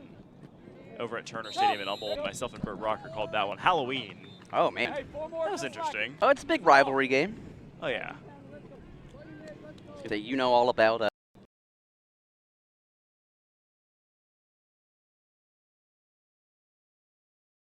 Right. So live so far away from Kingwood High School now. Oh, just you can play with the baseball from your apartment. I was going to say, we did a basketball game over there, and like, well, I guess I'll just walk home. Did you? Yes, I did. Oh, my goodness. Looking to third, dump it off to the running back for Childress. And he'll be down about 2/3 of the way to the end zone. It's kind of my markers that I've been going 2/3 of the way for a first down. Yeah, it throws me off, especially when I can call it the red zone, but I guess I'll call it the red zone because then you get the 4 down. It's you get used to it, but it's interesting. You get used to doing normal football like all year. We did like 2 all-star games the last couple weeks, and now we're doing 7-on-7. It's a little weird. No time here, and they'll take the loss of down. Yeah, I was going to say, I mean, if he throws, that's 4 seconds, so. Oh. Hey, you're good, you're good.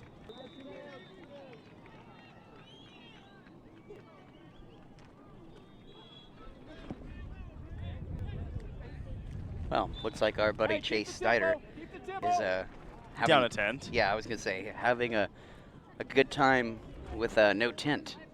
So he gets the no tent field. Ah, yes. As you guys rotated in and out yesterday. Not super fun. No. Sun's starting to come out a little bit more. Oh, there you go. Touchdown for Childress once again. It's 13-0 now. Number 80 there. Great throw, great catch. Great job. Not, gets his little, he gets the route, catch along the sideline. Nobody even touches him and just tiptoes in. Beautiful throw. As they will go for the 1-point conversion attempt here. And they get it once again. 14-0 here in the first half. Childress on top of Crane as Crane will get the ball back. Yeah, Childress just coming out here on fire. If Crane wants, I mean, they have to get a stop on defense, which, easier said than done. But Good job, baby. Love you, Pops. Childress, I mean, they're dominant today. And they were dominant against Wascom. They're going to be a team that, looking at Division III here in this bracket, I mean, we're into the Excellent 8. As Tepper called it. Elite 8's, trademarked. Mm. Here's Crane, first play of the drive. Complete on a slant route. Close to a first down. I think he's just short. But, we're into the last 4 teams. If, depending, not yet, depending on what happens with this game. But, we only we've only got, I mean, one more game on this field, Gavin, because really the 2 championship games. Championship games they play over there. Interesting. I learned something new a couple times an hour here at 7 on 7. You were today years old when you found that out. Yes. Yes, indeed. Ooh, nice pump fake. And the pass is going to be picked off by Childress.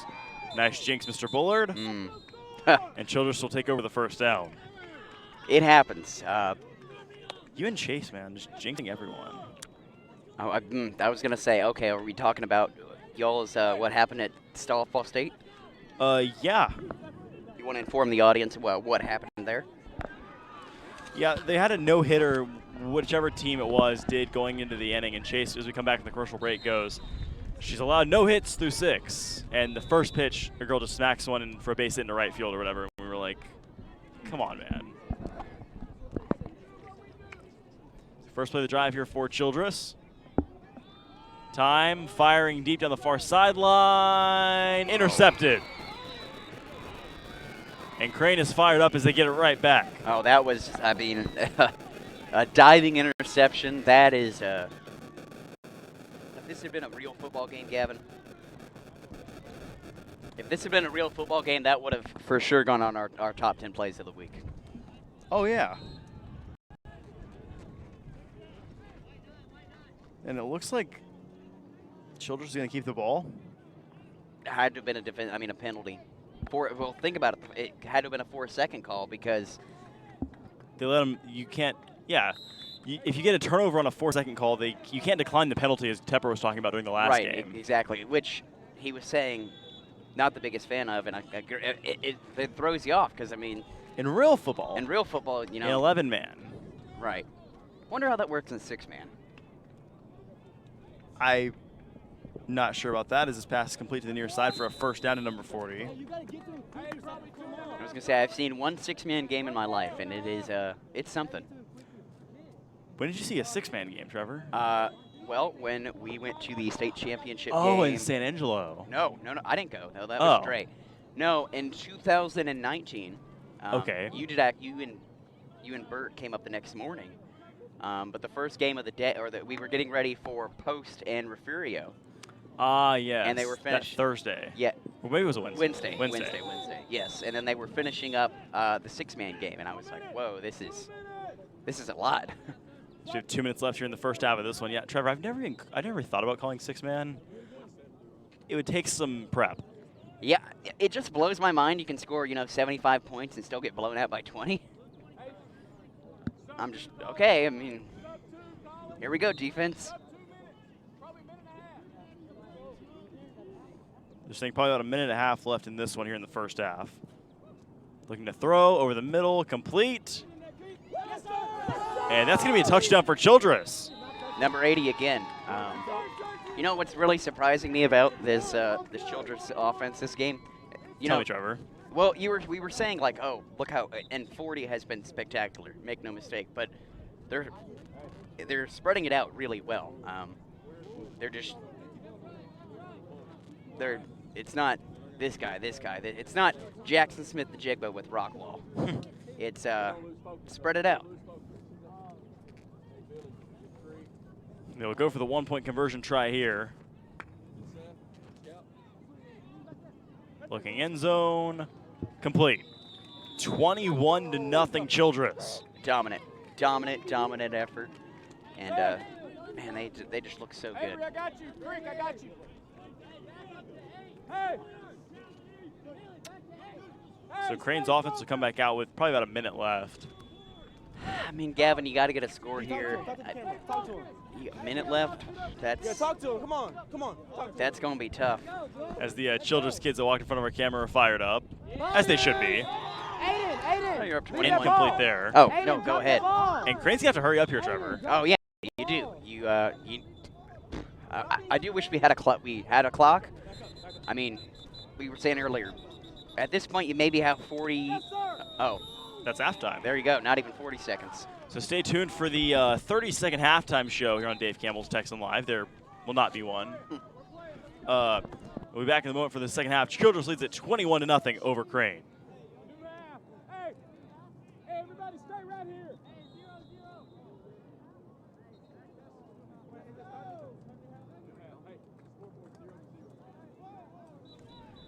And we're back as Crane will start with possession. Like I said, no halftime show. We muted our mics for maybe 15 seconds. I mean, you have to hurry if you want to get a snack. Dude, I don't think I can make it over there. No way. If you got the like living room, like conjoined kitchen, maybe. Like the studio apartment of football fields. Yeah, I mean, if it was like close proximity like that, like maybe. If we had all the way to the other field, no, Trevor, come on. Fair enough. You know, Gavin, one person we have not thanked in this broadcast is Texas Army National Guard. Oh, of course, as you can go to, as I pull up the website here,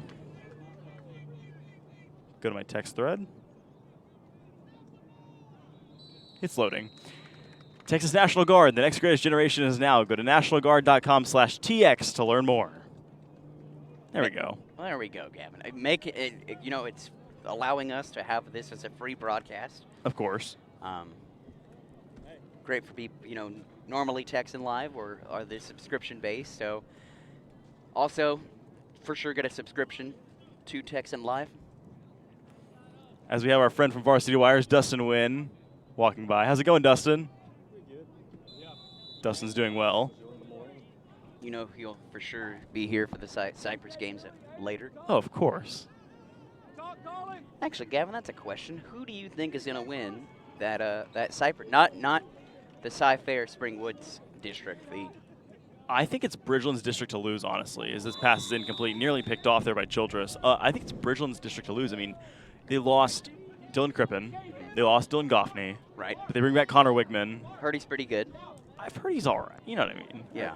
He's, what, 4- or 5-star quarterback? He's all right. Committed to A&M. I mean, oh, yeah. I think the fans here. Plays baseball, too. Yeah, I was going to say, saw him hit a home run.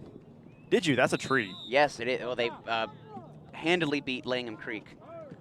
But I was going to say, I'm sure the fans here in College Station are going to enjoy him in a couple years. I think they're also going to enjoy another quarterback we've covered on Texan Live, Haynes King. Yes. As this pass is complete to the near side for a first down. Crane's starting to perhaps get up a rhythm here in the second half. They desperately need it as they're down 21-0. No, but I think you're right, Gavin. It's I do think it's Bridgeland's district to lose. You know, there's no. They took that tough loss to Rockwall Heath. Now, make no mistake, Rockwall Heath. They're good in every sport. You saw how good they were in baseball. I did, and one of the best baseball players, one of their pitchers, Josh Hoover, is the starting quarterback for Rockwall Heath. They're going to be scary. Yes, they are. And I really. Oh, great catch. He caught that? Did he? I think he did. Oh, wow. Great catch. Gavin, that battle for Rockwall with Hoover and Braden Locke, that is going to be fun. It's going to be awesome. As Crane throws the end zone here wide open, touchdown. And they're finally on the board here in the second half. It's 21-6. And here's the thing about Bridgeland and Rockwall Heath. They're probably going to go Division II. Right. Like last year. Correct. You go Division II, Cedar Hill won't be as good. They don't have, they'll still be good. Don't make no mistake about that. But going for 2 here. Incomplete. Or was that 1? I believe they were going for 1. Okay. Incomplete. Tough yeah, break. I've started to pick up how the conversions work. Like if they're as close as they can be, it's a 1. If they're maybe halfway to 2/3 of the way back, it's for 2. Okay. But I was gonna say, there's no big power in Division II unless Katy or Westlake goes Division II. Oh, Trevor, we know. I said Westlake too. Fair. They both rolled to state the past 2 years. But on the other side of the bracket in Division 1, or not Division 1, Region 1 and Region 2, could be Bridgeland, could be Rockwall Heath. Even Denton Geyer is going to be good. They're always good, even though they lost Eli Stowers. Right. I don't know, and I think Bridgeland, if they can have some young playmakers step up to complement Wigman, they're going to be good. As Childress goes for the deep bomb here down the far sideline, incomplete just beyond the reach of the receiver. Excellent coverage by Crane, though, number 1. step for step with the receiver. Oh, fantastic job. You know, that he loaded. I mean, I thought that was going to be a touchdown, to be honest with you, but the defender, again, like you said, step for step, fantastic coverage, textbook coverage, in fact. Very nice, Trevor. As that should bring up second down here for Childress. They lead at 21-6 here in the second half. Time, looking to throw, and they'll have to take the loss of down. Yep, there you go. I mean, you only get 4 seconds to throw the ball.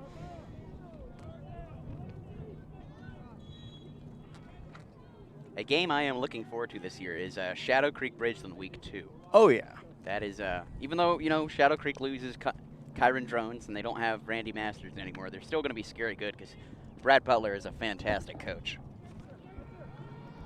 A deep bomb here. Beautifully thrown ball. Incomplete. Oh. Had him there for a minute. And we have an update from one of our other fields as we have a turnover on downs on this one. Mallory Hartley gives us a Twitter update as China Springs 6, Argyle 7 at the half. Ooh. That's a good one. So Crane will take over here down 21-6. I will say Argyle, they should have beaten Woodland Christian yesterday, but the Warriors surprised me, and I think it surprised a lot of people. Oh, yeah, that was an insane game here on this field as they go for a deep bomb. Does Crane, man open. Oh. Nearly picked off by Childress. I thought he had it. I thought that was about to be another turnover. Wow. Both of them went up for it. I believe we just got the call of 10 minutes. I think that was. We'll roll with it. Well, yeah, but there's no clock, so I mean, you can guesstimate. No clock for us, anyways. 10:38.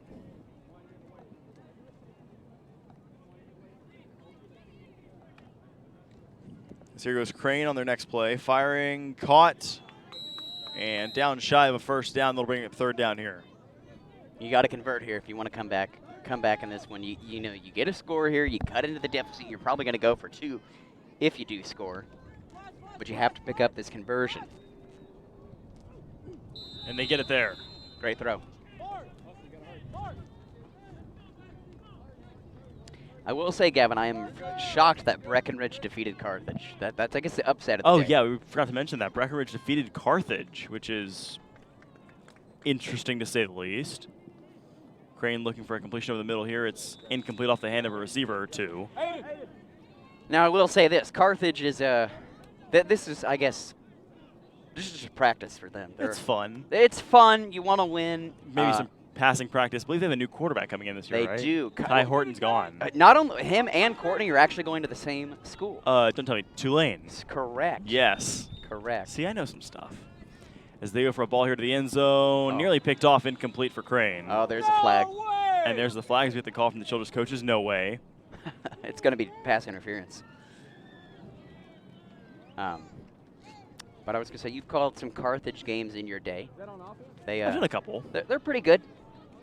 Carthage Midlothian Heritage 2 years ago.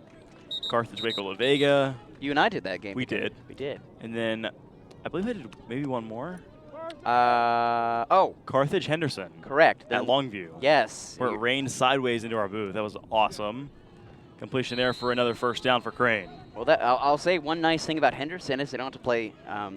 That's a big rival. They were actually talking about it. We were talking about it at dinner last night. So that is like the most deep-seated rivalry in East Texas. And then, if you're ready for this, 2016, 17, 8, and 18, Henderson would get to the regional final, and guess who they would run into? I have a guess. Is it Carthage? Yes, and guess what? They lost every time. Crane here looking for the end zone. Back of the end zone passes. Oh, did he come down with that? Yes, he did. Touchdown. Oh, wow. Well, that is exactly what you need to get back into this game. And I think they have to go for 2 here. No, you have to. Absolutely. Like, it's no doubt. 21-12. Yeah, they're definitely going for 2. They are lining up for it and everything. Well, if you went for one, you don't, 2 possession. Right. Regardless. Right. So they'll go for the 2 here, looking to make it a 1-possession game. Firing, caught, and it's good. Ooh, 1-score game. Here we go, Trevor. Gavin. 21-14 now as Childress will get the ball back. I'd imagine there's 7 minutes left, maybe. It's a fair guess. I was going to say, give or take.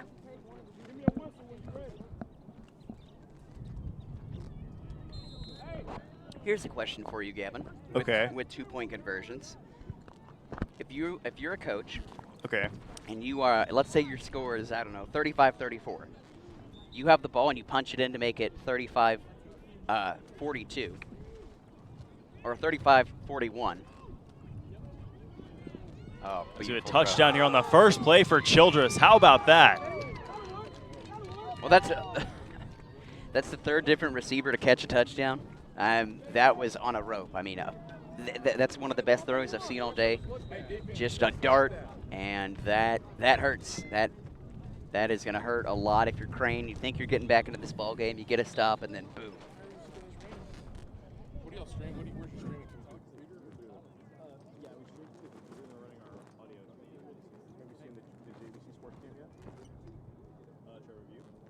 Everything happens in the camera, including the scoreboard. Oh, wow. You should look it up. JVG, it's a sports camcorder. You just plug a USB modem into it.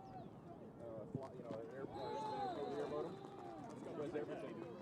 But it's like no different than Sony's. It's the same size camera and everything. 4K camera, it does everything except the camera. I need to play. I think retail only like $3,000. Hey, get set up. Here we go. Zion, let's go.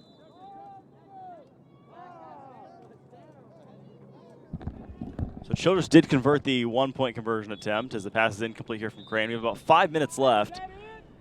And Crane's probably going to have to hurry it up here. Yeah, you do. You know, you got 5 minutes left. You're down by 2 score, and it's not like you and Tep were talking about earlier. No onside kicks. There's no kicking at all. No, you just leave your kickers at home. Unless they snap the ball. I was going to say, I do not think who Crane has out there is gonna be kicking. Pass complete to the far side there. Great throw.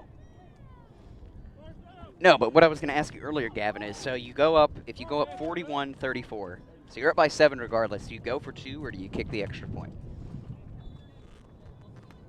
So you score to make it.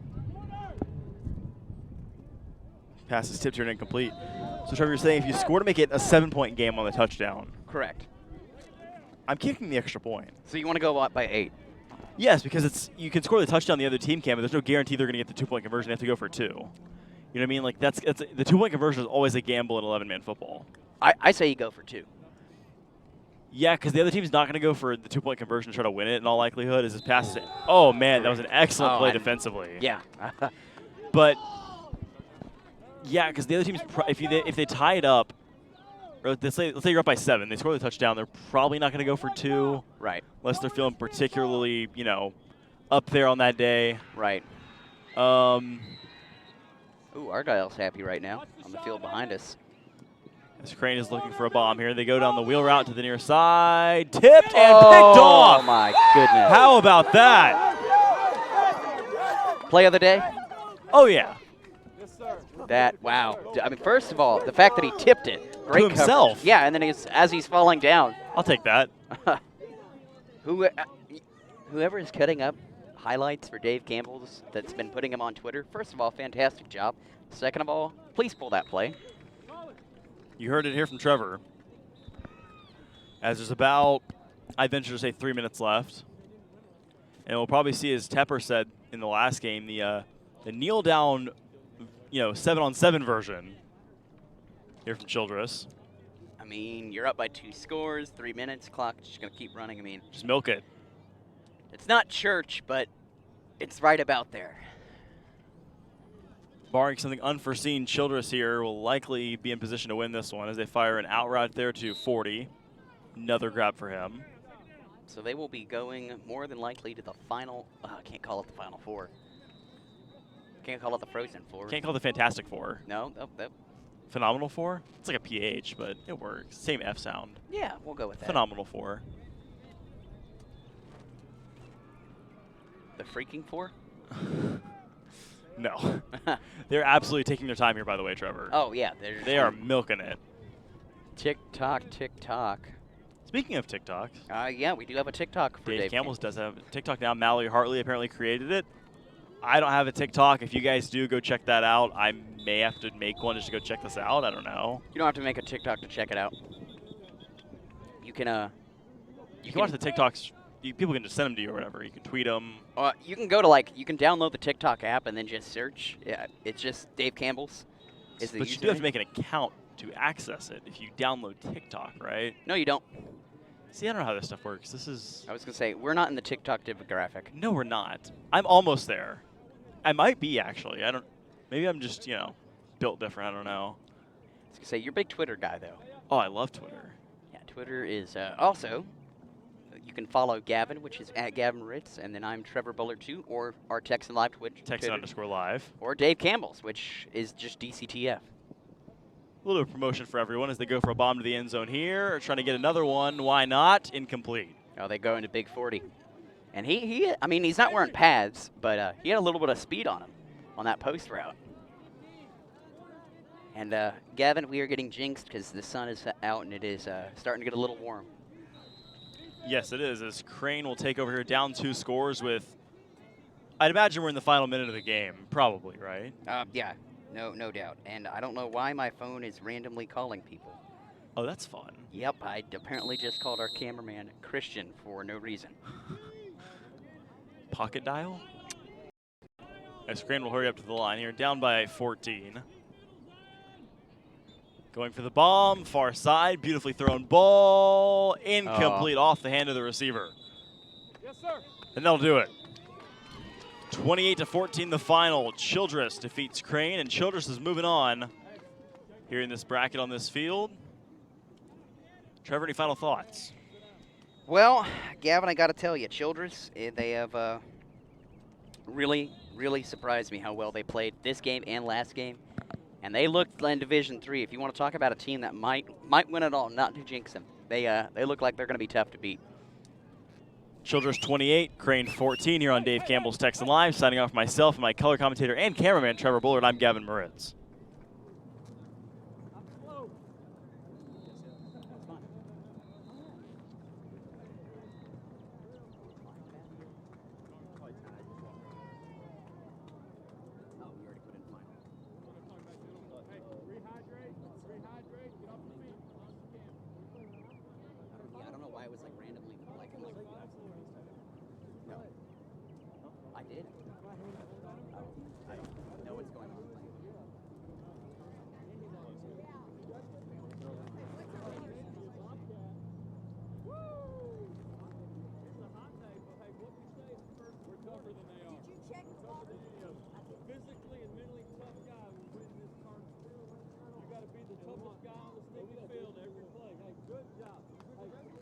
Across the field in blue.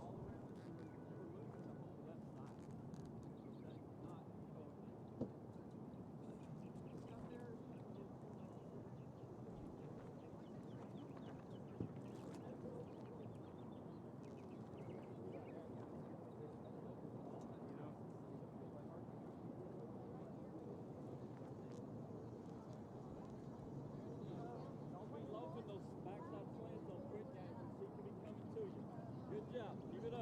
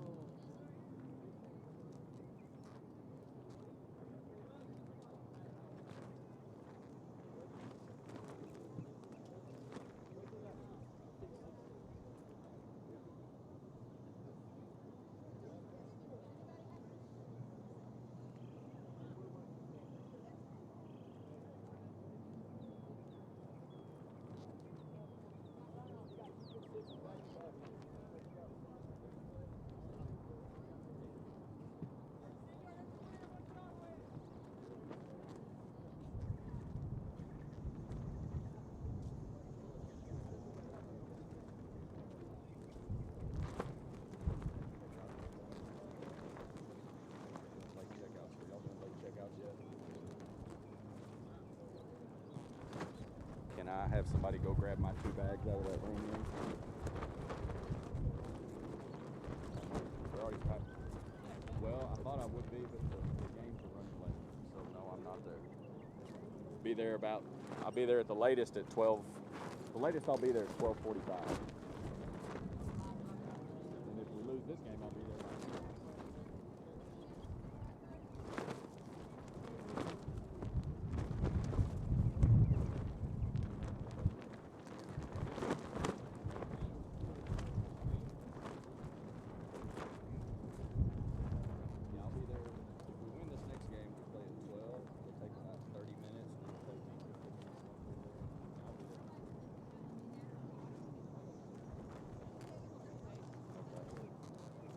I'm sorry, I actually didn't think we'd win, so I was like, I'm gonna come back and shower before I drive home, and I'll be daggone, we're winning.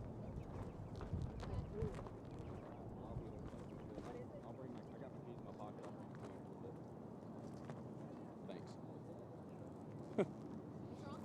I didn't check out of my hotel room because we played yesterday. I thought one and done. Oh. I was gonna go back and shower before we went home. Hey,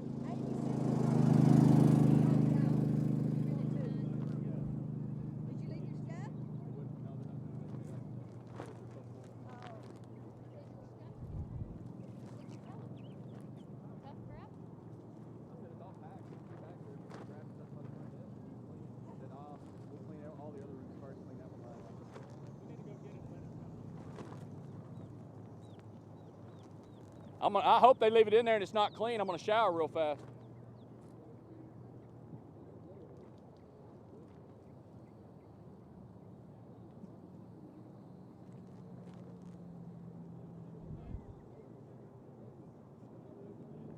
No, they didn't know yet.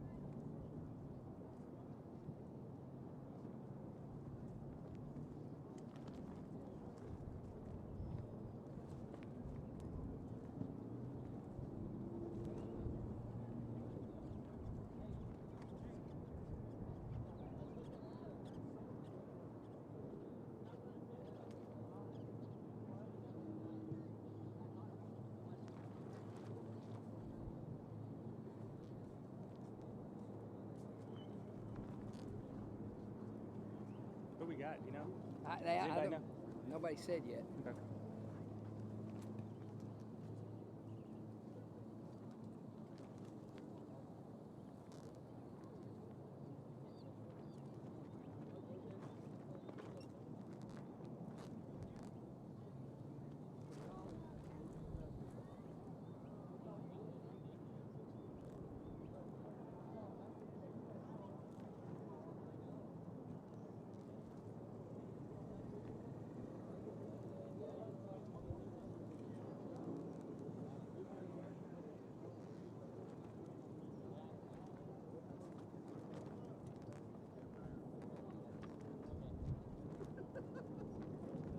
Retail sales of the year. It's not what we came here for.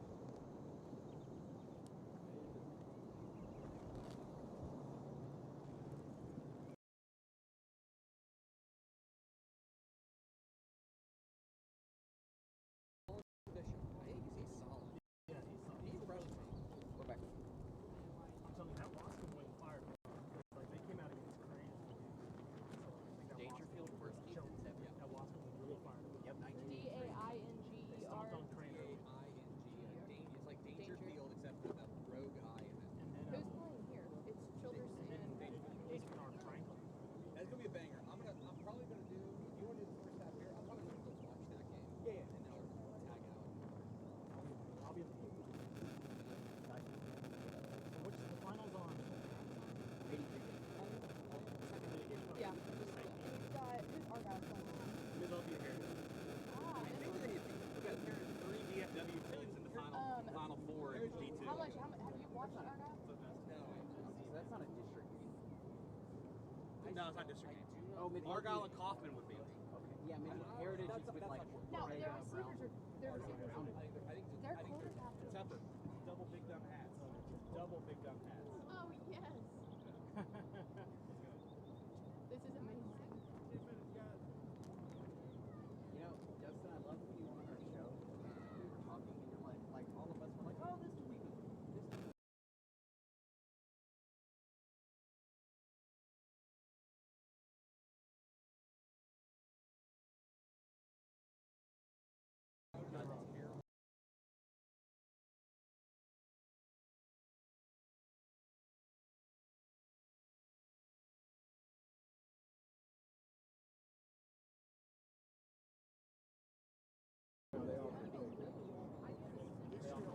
They gave him the mark back. They also, like, position-wise, what they pitched him. They pitched him playing like a nickel, toward a nickel roll and like straight line. It like be a rover. Yeah. He doesn't need to play in the SEC. He's not an SEC guy.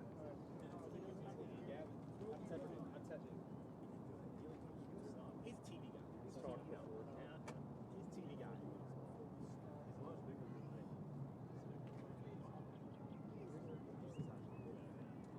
We got our ops guy. Now that played offensive line. Like 6'7". No.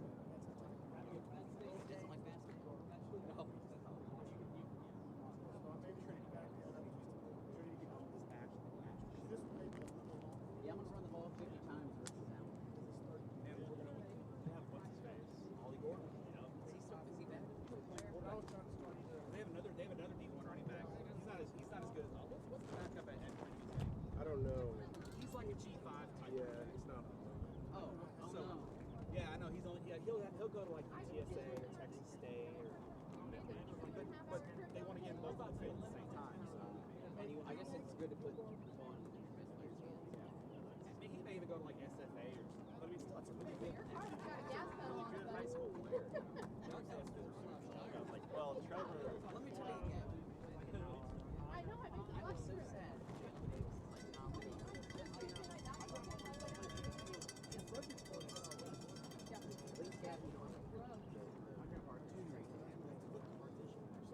Tuesday night battles.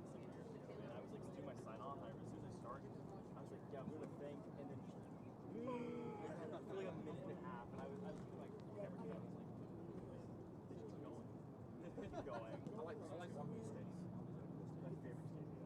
I love that place. They have like the elite facility. Elite tunnel. Best tunnel in Texas. We got like lost there one time, and I was like, what is this? They have a press box is connected to the school. If you go up to the press box, like Joe built last year. The school's built to do. Stadiums like that, right? Where are you going, Ish? You guys, what was that? Tepper's going to watch Franklin and East Bernard. They get the 7-on-7 game where they want to run power.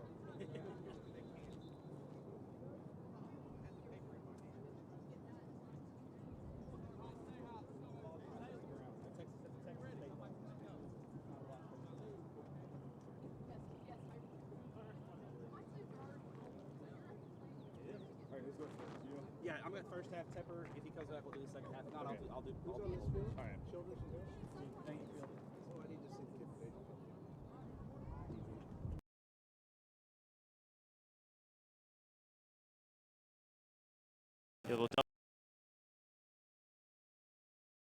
Yeah, set up good in a start. good position for second down here. Mathis is just a sophomore. He started for Childress last year as a freshman. He's not very tall, but he's elusive and he's tough to get down in space. He's a good player.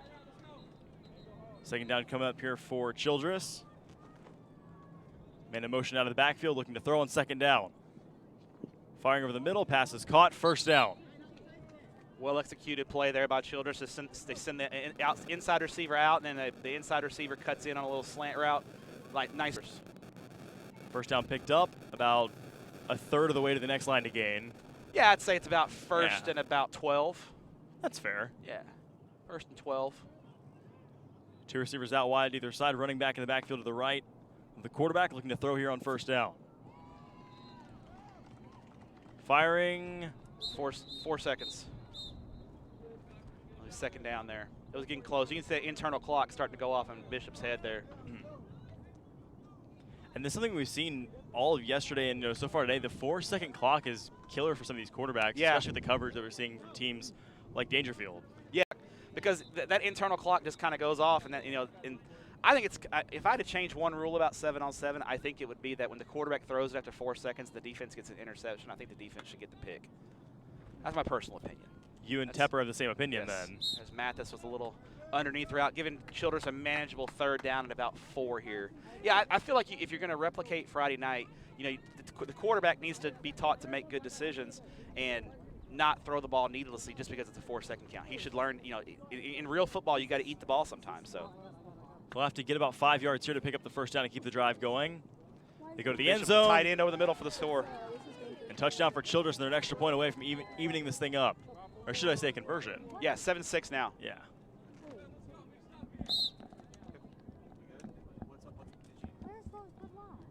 They lost. So they will start from about the 1-yard line, going for the 1-point conversion to tie us up. Play fake, throwing, and it's good. Score, yeah. 7-7. And so Dangerfield will get the ball back. They have only run one offensive play, but it was a deep bomb for the touchdown on the opening play, Matt, like we saw. And do you expect more of that on the next drive, or do you think they maybe start to slow things down a bit? No, I think Dangerfield, until Childress stops it, I think they're going to continue to take those deep shots. I mean, I just expect them. I mean, that's what they did in the first game. They won 25-14, and they killed Childress with the deep ball. And I think until Childress proves that they can keep the Dangerfield receivers in front of them, I think they're going to continue to work the deep ball. It's a risky strategy, but obviously it's a high risk, high rewards type strategy here. All gas, no brakes. Exactly. That's what you got. That's the 7-on-7 version of it. So they'll start with a first down here for Will Dangerfield, tied up at 7 here against Childress. Second offensive play of the afternoon, or the morning, I should say, as this one's dumped off for a decent gain. Yeah. It is still morning. Yeah, I think we're still morning. Yeah, it's not. Yeah, the championship games are at noon, so yeah, we're. So Dangerfield does not go deep on that play. They take the solid first down gain there and give themselves a manageable second down. We'll give a shout out to our own Ishmael Johnson and Mike Roach from 24/7 Sports who are over here hanging out with us. We appreciate their support. We still got Pickle over here. Yes. Trevor Bullard on the camera. Trevor's doing a great job. Trevor is doing a great job. Second down here, looking to throw Dangerfield. Firing, nice broken break up. on the ball there by the safety from Childress. Good job there. That was, I think it was a 4-second call anyway, but nice break on the ball there by Childress. So here's the 7-on-7 nuance here. Dangerfield doesn't play a lot of 7-on-7, so they forget to get their own ball. And you're responsible for your own football. So we got a third down here. Big play here for the Childress defense. Yeah, the Childress secondary today has played phenomenal from what me and Trevor have seen all day. They really have. They've been good. I watched a good portion of their game against Wascom, and they looked excellent. It's a big play here. You got to play the line here. You got to play a little tighter, which is a risky strategy. You got a guy that back flared on the wheel route was open, but they get the first down to number 1 there. Find a soft spot in the coverage. Nice job there from the Dangerfield offense. Good execution. So they do get a first down just beyond the line to gain. First down now for Dangerfield. But for Childress, you're still in a good spot here. It's 1st and 14. If you can force an incompletion here or a short gain, you got a chance to get off the field. So this is where the strategy comes in with Dangerfield. They've had a lot of success with the deep ball, but do you want to take the 7 or 8 yard gain and put yourself at manageable second down? Bit of a pistol formation here as they look to throw on first down. Firing, nice caught. Route. Another first down for Dangerfield. Nice job by number 3 there. Got to the sticks, ran to the sidelines, and got the first down. An excellent throw there by Lewis as well. Right on the money. Not much the DB could do there. And Matt, it feels like Dangerfield year in and year out is one of those programs that just constantly reloads, and they're just one of those programs every single year. Just a tradition-rich program. I mean, Northeast Texas, they just they've had some legendary teams in Dangerfield, and they're going to be among the better teams in 3A Division II in that part of the state once again. And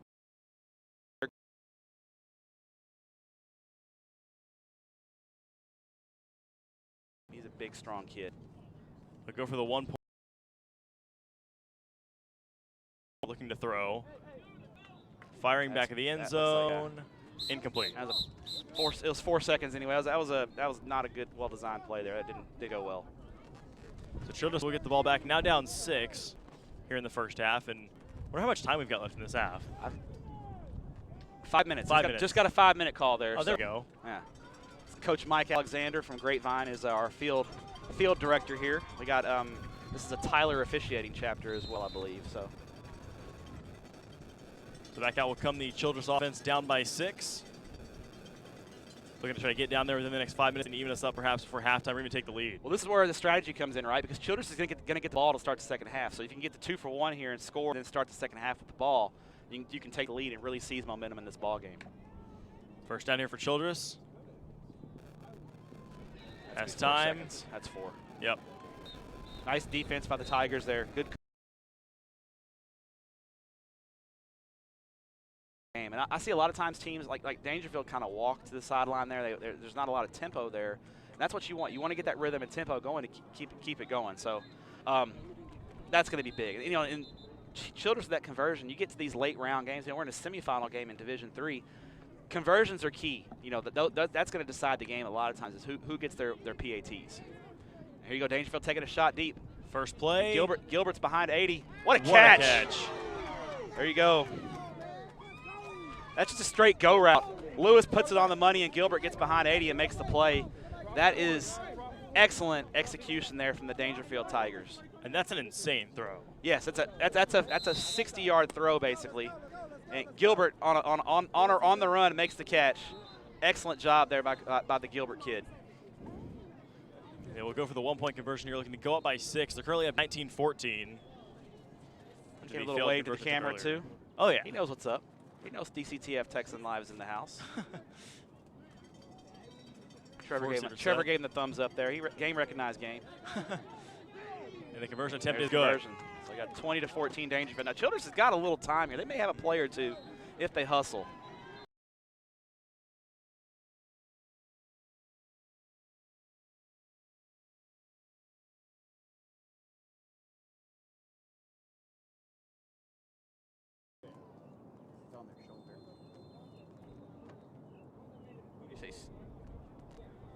Back and ready to resume play here on Dave Campbell's TexanLive.com. But first, before we start, we're going to thank the Texas National Guard. The next greatest generation is now. Go to nationalguard.com/TX to learn more. I'm now joined in the broadcast booth underneath our tent here on Field 8 North by Greg Tepper. Greg, how you doing? I'm excellent. I'm happy to be here calling a state semifinal. We're going to send somebody to a title game here. Flip over Childress as Childress will start with the ball to begin the second half. Looking to throw on the first play. Airing it out over the middle. Pass is going to be caught and down. Probably about 10 yards before the goal line. Great seam route there. Great seam route, pretty much just right into the soft spot of that coverage. Colin Bishop putting it on the money, which has kind of been par for the course for him throughout the course of this tournament. I think he's been one of the bright stars that we've seen out here. Well, one of the more consistent quarterbacks so far. I have to wait up for the player to get off the field. And Greg, this is shaping up to be one of the better matches. A big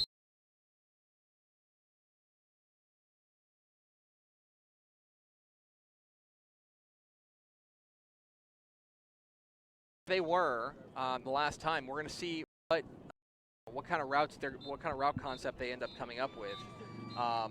You know, it's hard because in 7-on-7, when you shrink the field, if you're a team that likes to go deep, maybe you don't have as deep a playbook. There's 40 again. 40 again, and they run the play fake, and you may be thinking, why in the world are they running a play fake? Well, because they want to make sure that they're keeping the tempo. That's a rhythm play. That's a rhythm throw for the quarterback. And so once he did the play fake, you know, there's no scout. Probably eliminate it down to about 2 different plays or route concepts because that's just a rhythm throw there for Colin Bishop on the money, and Childress has the lead.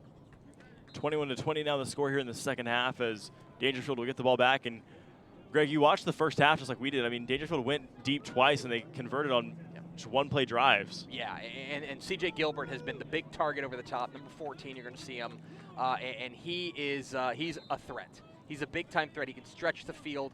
He's a guy who can go and get it, too. And right now, he has a height advantage over the guy covering him. Childress has been playing a little bit of man and here they drop into a zone, still go over the middle to the main man. And that's an excellent grab there as he's close to the first down marker. I think they're going to give it to him. Gilbert's, Maybe? Yeah, yes. Yeah, they're going to give it to him. Gilbert's a long strider, man. He is all limbs. He is, you know what I mean? And that is what you want in basically a number one receiver. You want to have that guy who can go and get it, who's not afraid of going across in traffic, and he's got them first down. First down here at the first down marker. 3 receivers to the near side, 1 up top, running back in the backfield looking to throw on first down. Firing over the middle, pass is going to be tipped and picked off. Here comes Childress the other direction. They run a lateral here. Yeah, why not? If you got to play, I mean, this is basically a free play. You can tag down, yeah. You see that a lot in 7-on-7 on the interception because if you fumble it, they can't advance the fumble, so there's no real downside to it. Do whatever you can. But in the end, Childress will come up with the pick. It looked like the linebacker got a hand on it, and it was deflected into the arms of the safety, who is Johnny on the spot. But good team coverage there. They kind of ran. It looked like they ran the big man CJ in a bit of a kind of a CJ Gilbert. He was kind of a decoy there, and I think they were trying to run a hook and then a seam right on him. But that's outstanding coverage there from the linebacker.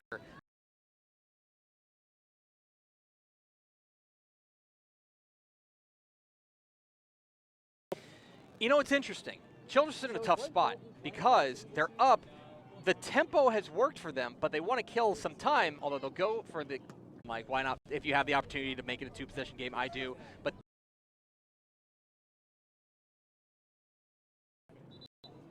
He looks to throw on the second down play here. Firing over the middle, pass is caught even with the excellent coverage for first down. That's just a great play. Great play on both ends. Good throw, good route, good coverage. But in the end, the strong hands there from number 3 win it and get a first down for Dangerfield as they are driving for a tie or perhaps a lead. I'm watching Davin Nelson, the coach at Dangerfield, and I think he's pacing. I think there's a little bit of pacing. There are 2 kinds of coaches. There are coaches who are relaxed during 7-on-7 games, and there are coaches who are just going crazy. And Davin Nelson appears to be a little bit more of the low-key kind of keep. I don't think I've heard him yelling stuff like that, but other coaches we've certainly heard. Oh yeah, letting their voices be heard. And I guess first down play here, with time, dumping it off over the middle. A good gain there. Yeah, interesting. You kind of drop down sidearm there to get it there, and whatever works. Hey, whatever works. And when you got a guy like C.J. Nelson on the other side of it, usually it's a pretty good option. It'll be second down here, and still trying to figure out exactly how much time's left. Yeah, we're looking for a time check here. Mike Alexander, the coach at Grapevine, who's running the field, should probably give us a time check here. I'm thinking about 5 minutes. 5-ish minutes or so would be the guess. We apologize. We would put the clock up there, but there is no clock out here. There's one clock, and it's on the wrist of Mike Alexander over in the middle of these 2 fields. Trips up top, 1 receiver to the near side looking to throw, dumping it off. Pass is dropped across the first down marker, and he's going to want that one back. Yeah, he's patting his chest. He knows. He knows he should have had that hit him in the hands. A good throw, should have been a first down, but still an opportunity to keep this drive alive. As Childress, you wonder if they're going to tighten up on coverage here, knowing that this is fundamentally it's a 5 yards to gain. You got to get to this white line. 5 yards to gain. They're probably, maybe they will take a deep shot, but one would think that they're going to be focused on getting the first down here. It is third down. Third down. So you got to think they're guard this line, keep it in front of you there, creeping these safeties up. It'll be 2 receivers to either side, pistol set here. Third down, and we'll call it 5. Watch Looking flare. to throw. Dumping it off, wide open, and the first down is picked up. Yeah, good. Oh, they're going to call 4 seconds. Oh, man. Wow. I was going to say, it's an excellent route concept there. They kind of run a hook and run the wheel out of the backfield down the sideline. But in the end, the 4-second rule, if you don't know, you got to get rid of the ball before 4 seconds after the snap.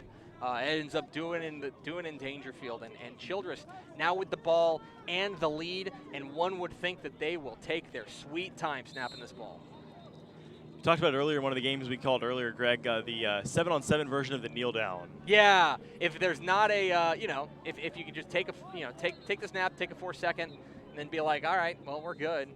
I don't anticipate they'll do that because they probably got to pick up at least one first down to kill this entire clock, depending on how much time is left. Maybe some dink and dunk here. Yeah, but I would expect a lot of safe passes to Jalamo there. Avery Jalamo, the tight end, who has been a big-time playmaker for them.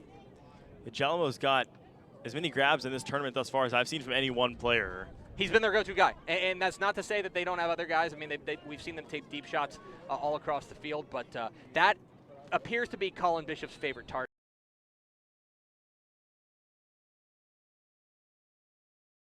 The play calling is, what the play clock looks like, but Childress is closing in on a spot in the title game. Second down here as they take their sweet time. No reason to rush here. No, take your time. Running back in motion out of the backfield. Throw it away. Take the 4. Throws it deep and incomplete. That's throwing it away fundamentally. So we're going to see how much time is left. We're closing in on full time, as they would say. Got to be getting close. But yeah, Childress, no interest in snapping the ball again. If they don't, officials looking at his watch. And this has been one of the better games, like we said earlier, that we've seen this whole tournament, I think. It's been great. It's the athleticism. I mean, it's very clear that these two teams deserved a spot in the state semifinal. Nobody has any reason hanging their hat. And there it is. The Childress Bobcats are heading to the Division III state championship here at the 2021 state 7-on-7 tournament. Final score 27-20. Childress defeats Dangerfield. And of course, we want to thank our cameraman, Trevor Buller, doing an excellent job as always. Outstanding, Trevor. I thought the camera work was just on point. My color commentator, Greg Tepper, and first half, Matt Stepp. I want to thank both you guys for coming on. For sure, it was fun. Thanks for letting us crash your party. Anytime. Signing off for the moment, I'm Gavin Moritz. Awesome. Now we just chill for like the next hour. Yes. Blue. Thanks, Greg. Yeah, for sure, man. It was fun. Change the final. Break your arm backwards. Well, didn't swear once. Oh. Look at a picture. Me, I guess. Me and you. I didn't send it to her. So that was this morning.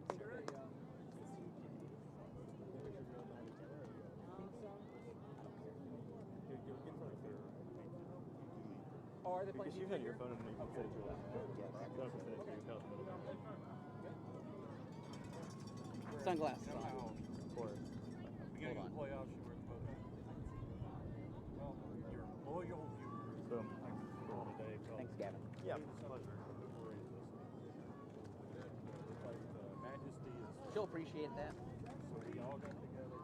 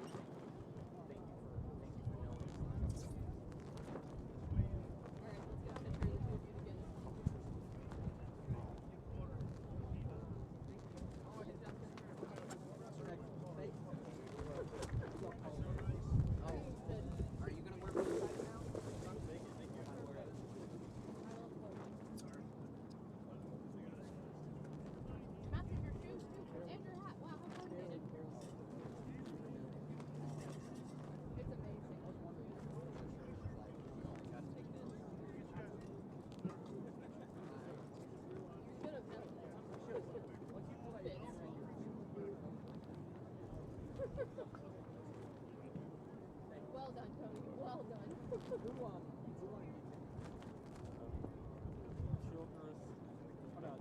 D2 Kaufman and Kaufman and Argyle. So we got East Bernard and Childress, and then Kaufman.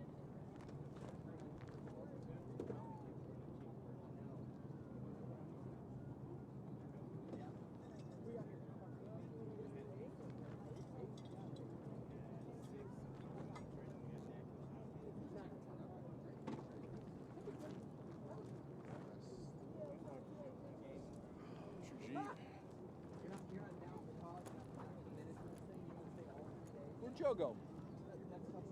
Huh? Where's Joe? Oh, they're gone. They took off. They're gone? Oh, there they are.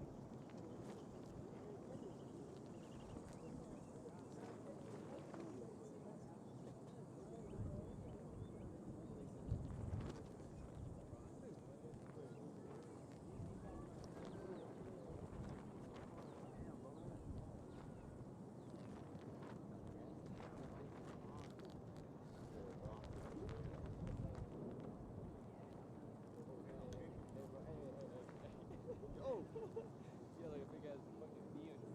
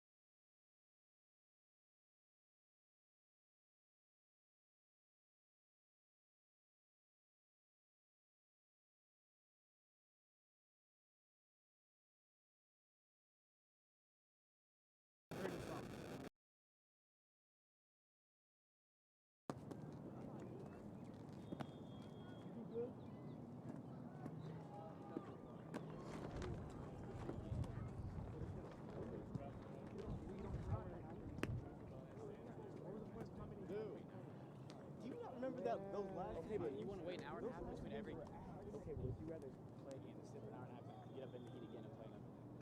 Or whether you'd rather just play? That last game that we played against Arlington. Okay. Yo. I want to sit a little bit, just like.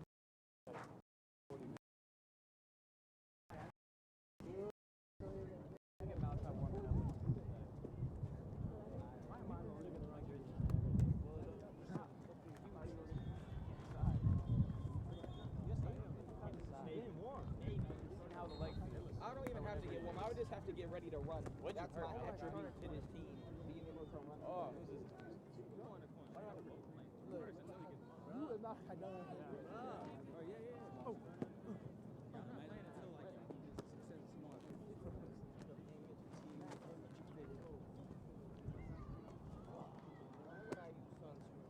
Look at my skin color.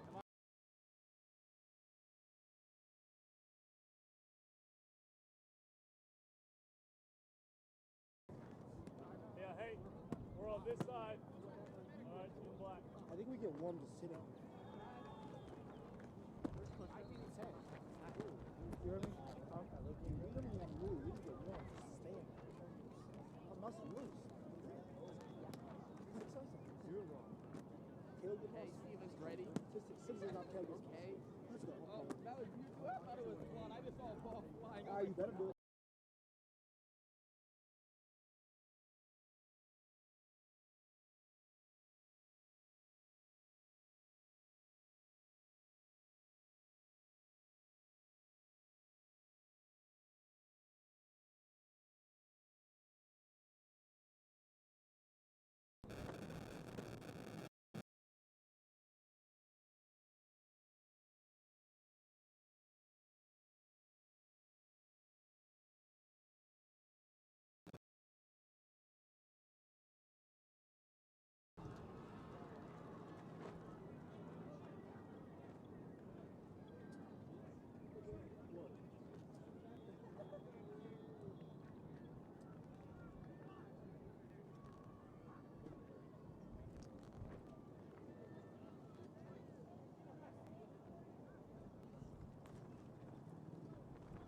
About 45 minutes left. Is anybody going to use the restroom?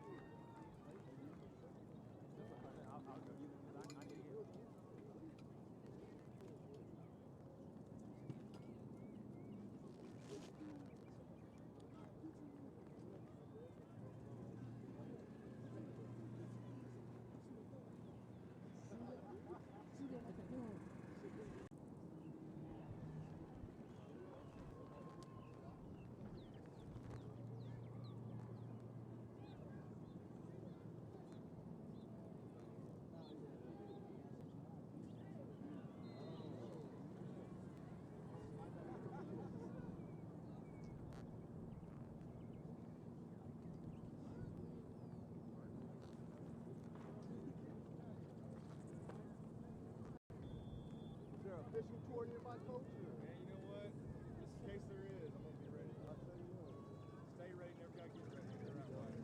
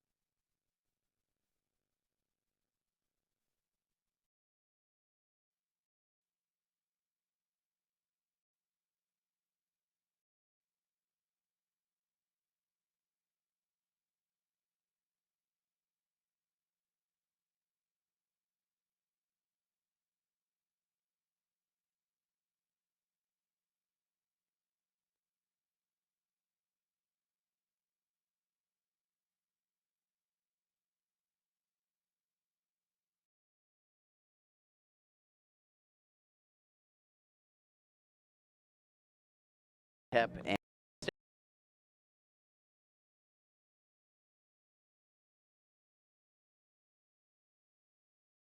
this is how I used to throwing the ball, and Johnson's coming out here strong. Starting the Division I back at a beautiful ball. The deep ball is going to be tipped and incomplete out of the back of the end zone. And Gavin, takeaways from the first. So we're at the halfway point of 7-on-7. What's your takeaways from the first day?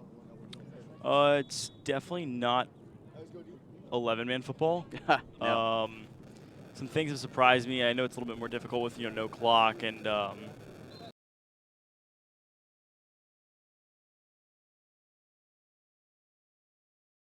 Week three. Oh, okay. In between the Dallas road trips. Of course. Touchdown Klein Collins as they even us up at 6 apiece. That should be man, that's a tough opening 4 games, but they'll be ready for district, and we know the big bad North Shore is looming in District 21. But it's Atascocita's beat North Shore before. That they have. Yeah, it should be fun. And then, of course, we cover the Tomball school, so whenever they play over at Klein Memorial, we get them as well. Man in motion going for the 1 here to take the lead, and they got it. 7-6 the score. Klein Collins on top of Buda Johnson as Buda Johnson will take over with a 1st and 10.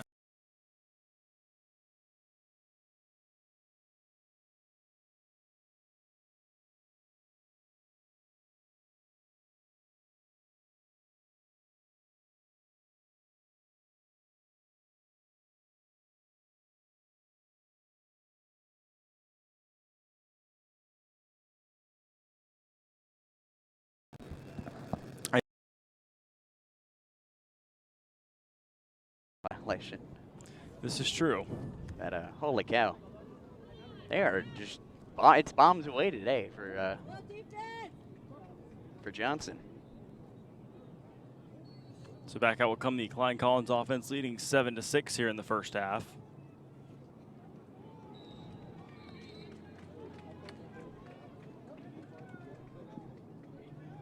Pass complete, close to a 1st down, just shy. And Klein Collins, after that opening drive where they were kind of, didn't turn it over on downs. They weren't looking particularly hot, and they've really come out strong here. Last drive scoring, and then this drive moving it pretty well. Dump off here, complete for a 1st down for Collins. And I got to tell you, Gavin, Collins may win the district this year, but it's pretty wide open. Klein Kane losing Jaden Blue. He's not going to be playing any more high school football. And Klein Oak's always good. Tomball Memorial's losing everybody. And then Tomball, maybe. Kel Helms, I like what I see from him. But you never know. This one's going to be caught for a Klein Collins touchdown. They further extend their lead. It's now 13-6. You couldn't have asked for a better throw there. I mean, right on the money.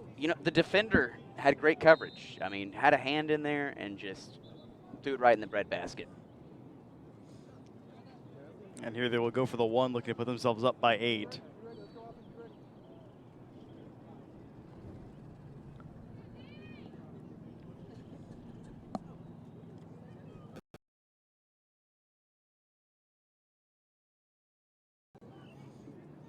So Johnson will come back out here down by 8. 1st down here. Looking to throw. Off the hand of the receiver, incomplete. Would have been a crazy one-handed snag if he managed to reel that one in. Able to bring up 2nd down here for Johnson. Back in their own territory, still trailing by 8. And sure, there's no need to panic just yet if you're Buda Johnson. No, you've got plenty of time. Well, you got about, we don't have the clock, but let's say give or take 3 minutes left in the half. Score here. And a whole 2nd half. Yeah. Now, Collins is going to get the ball to start the 2nd half, so you have to score. Oh, there's a violation. And that'll be downs. Back out will come the Klein Collins offense looking to pad. There's a fact in the lower classifications, there's no winners and losers bracket. Right. It's just it's win or go home.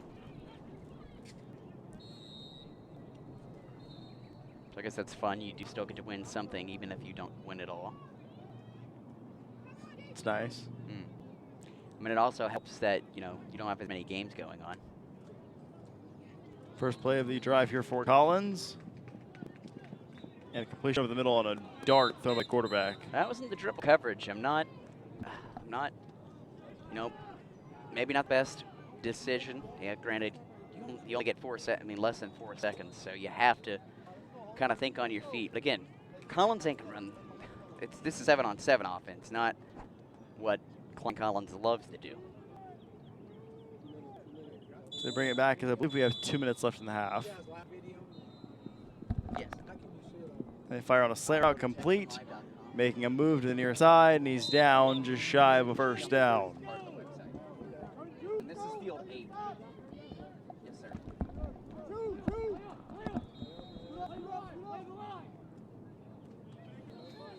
So over here, they're just shy of a first down. Well, if you get a score here, it really opens it up, and you know. No, we've not. We've seen maybe one, I think, on this field. Completion there over the middle, close to a first down once again for the Tigers. Here's my question: what was a better game, Childress, not Chilton? Huh. Childress Dangerfield or Liberty Christian Argyle? I think Woodlands Christian Argyle was probably a better game just because of the shocking outcome. Right. It was just for seeding, though. As there's a catch. What a grab. Line there. Able to get the foot in bounds. Get the first, and now they have a first and goal.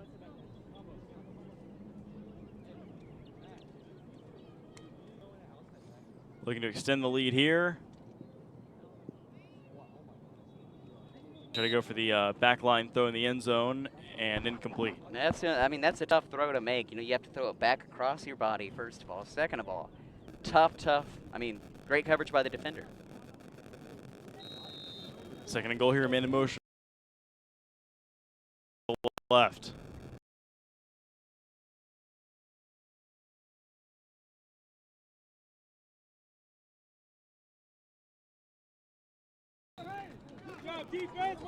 And that is how the first half will come to a close. Collins unable to punch it in once more. It's 14-6 Collins over Buda Johnson here at the halftime break.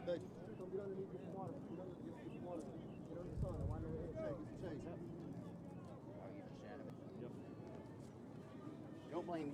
Jay, where do you get that button up there? Hey, Carson. Carson. Carson.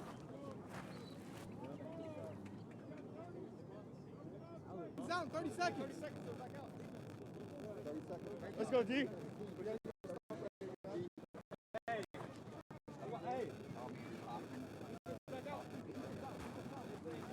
D. Let's go, D. D, out.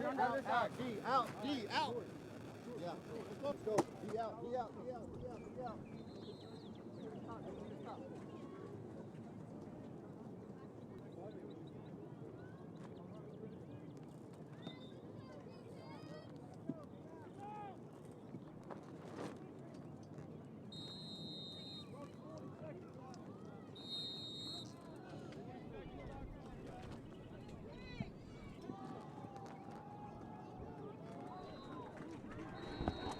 We're back for the start of the second half here on Dave Campbell's TexanLive.com. Gavin Moritz alongside Trevor Bullard. Hope you enjoyed our brief halftime show, if you can call it that.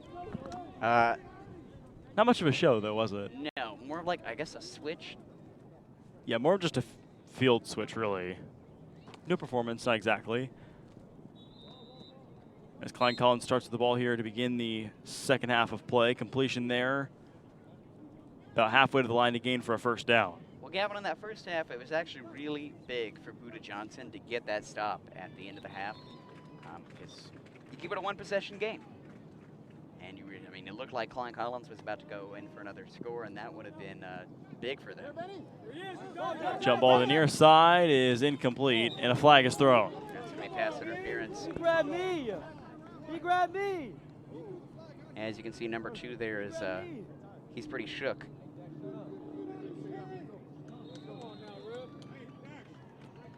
That's an easy call to make. Yeah, he had his back turned to the ball and was all over the receivers, facing the receiver. So, yeah, easy call. Blue line, back up, turn up, Jack. Playing the receiver, not the ball. As that'll give Klein Collins what should be a first down here. Firing end zone, incomplete. Excellent double coverage there by Buddha Johnson. I was about to say, Gavin, double coverage. I mean, he put it where it needed to be. Then that corner, that back corner of the end zone. But that's a there's not too many players that can make that throw, unless you're Big Ben in the Super Bowl. Oh, Trevor, you and your NFL references from 2009. Yes.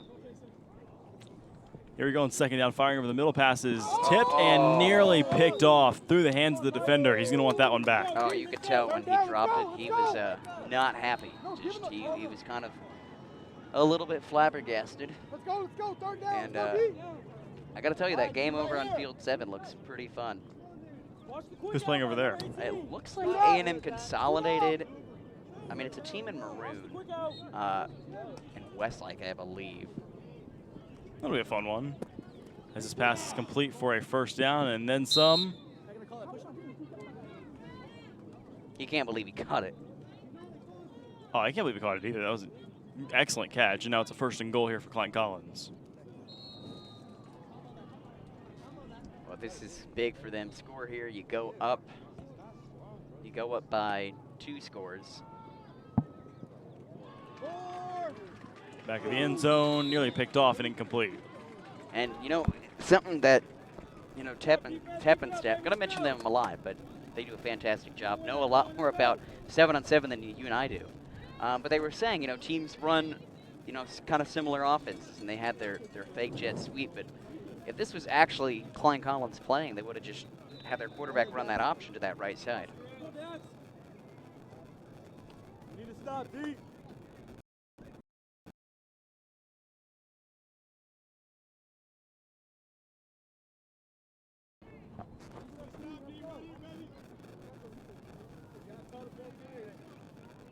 Well, if you're the Jags, you have to get a turnover.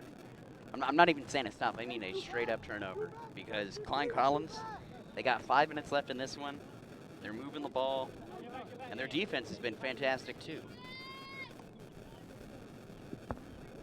Collins looking to throw here. Firing deep down the seam. Jump ball is caught. Wow. I can say, anyone that just saw that at home, that whoever's cutting up our highlights, that is a highlight reel type catch. I think it is.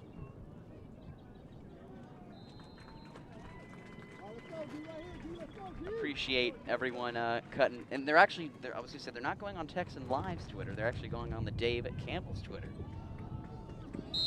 As Collins is close to the touchdown there, I think they're going to mark him just shy. Yeah, he's about 1 foot line. We'll call it that. Keep your heads in it. Let's go, guys. Keep them out. Come on, D, hold them. Now, one thing, Gavin, I am excited to see is it's in Klein Collins' district, but I am excited to see that new Tomball. Aren't we all? It looks fantastic. Another Klein Collins touchdown to make it 27-6. Oh man, almost dropped it and then reeled it in. Luckily for him, was kind of surprised he dropped it. But Tomball Stadium, you know, it looks a lot like the Katy's Legacy Stadium. That single press box design, but it's going to be beautiful. And I will say, Tomball Memorial's first game should be. I mean, it'll be interesting to see what they do since they don't have Manjack and Marwell anymore. But 2-point conversion, no good. But yes, but you never know. Nimitz was good. Early 2000s. This is true. Actually, all Dayton ISD used to be like the class of Houston, and then got replaced by Katy North Shore. Cypress pretty good out there too. Can't forget about the Bobcats. Oh, I know you love your Bobcats, Trevor. Gonna miss calling some LJ Johnson. Aren't we all? I mean, he You know, one thing no one really talks about with football, though, is the credit to the O-line, because calling that Cy-Fair team, I mean, giant holes he was just running through. Second down here for Buda Johnson, looking to throw. High and caught over the middle for a first down. Oh, they get. Yeah, the 4-second violation. Oh, that's tough. Man, that was another one of those, a pretty crazy catch. Crazy catch game. Can we trademark that? I'd imagine it's already Trevor, there's a lot of stuff that's probably already trademarked that we don't realize is trademarked. So better watch what we say, you know what I mean? Just like Elite 8. Oh, yeah. What did we come up with earlier? As it passes incomplete. I believe. Not Electric 8. I don't remember. Phenomenal 4.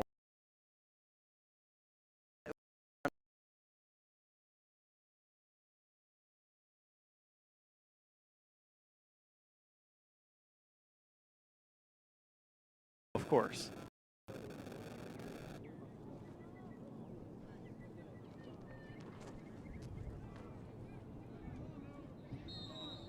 And you know, Gavin, we have not thanked Texas Army National Guard on this broadcast today. Oh, of course.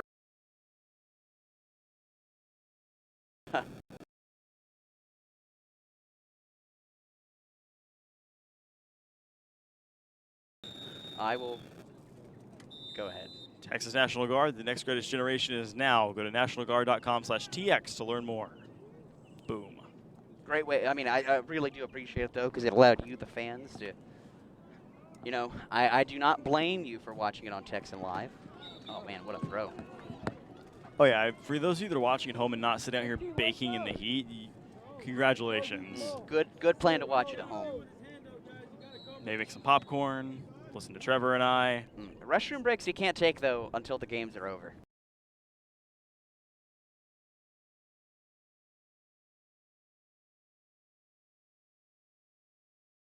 Oh, something happened on the field. Oh, that's actually not, that's not A&M Consolidated. That's actually Cy Woods. Oh, Dustin will be happy about that. He will. I was going to say, he did not like our family's, Dave Campbell's pick on Cy Woods being fit. Dustin Wynn, our friend from Varsity Wires back in Cypress, big Cy Woods guy. He is. But you got to be, I mean, that district's kind of, I mean, I think Bridgeland at the top. We did see Connor Wigman earlier today. But otherwise, just pouring it on. It's now 33-6. Yeah, this is a dominating effort. Down 6.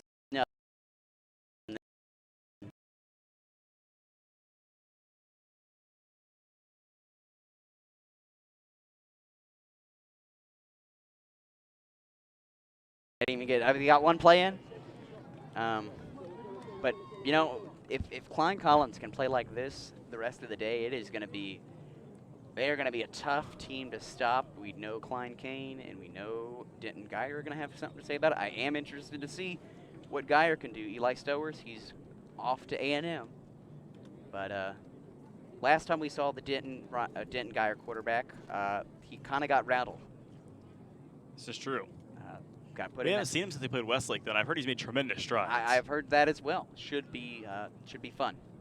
35-6, your final. Klein Collins defeats Buda Johnson here on Dave Campbell's Texan Live. We'll be back in just about 15, maybe 20 minutes for our next game here on Field 8.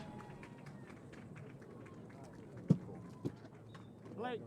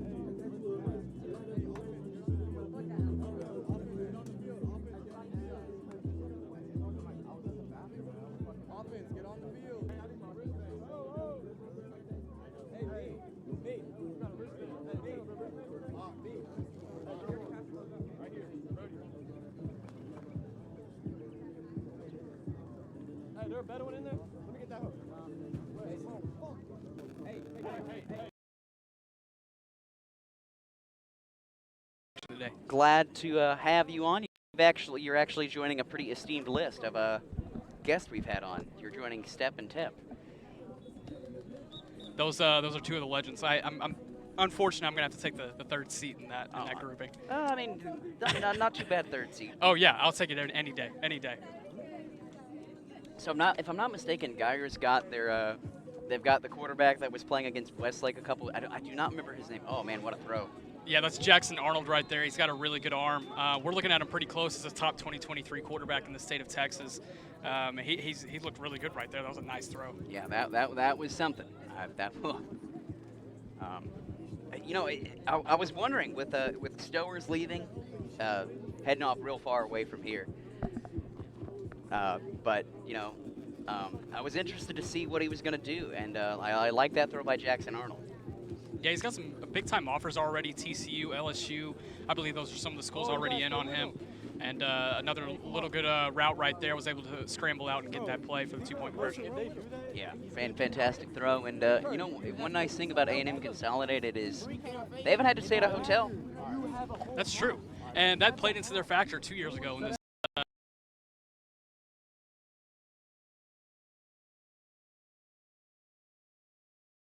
And I think he's going to have a big-time senior season. Should I? You know, it's so tough for Geyer. I mean, being in that Allen district. Absolutely.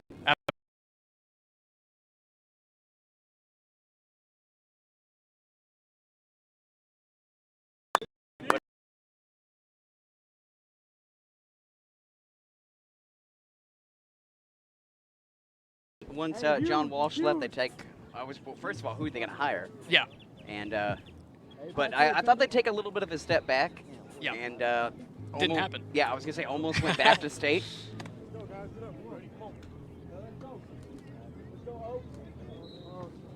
Oh, that's gonna. What a touchdown! What a catch! Oh goodness! Get a little chippy down there. You know, you almost did get Geyer and Heath. That would have. That would have been interesting. Yeah, would have been. It would have been really. No shame in losing to Cedar Hill, though. Absolutely, absolutely. Cedar Hill, led by Caden Salter last year, was a really good game, too.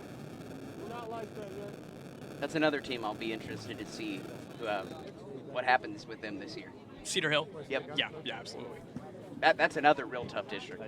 It really is, and they're going to bring in 2023 quarterback Cedric Harden. And he's got all the tools. We'll see if he'll be able to put it together. Oh, no, didn't reel it in. Would have been a spectacular catch. Yeah, just stepped out of bounds there in the corner.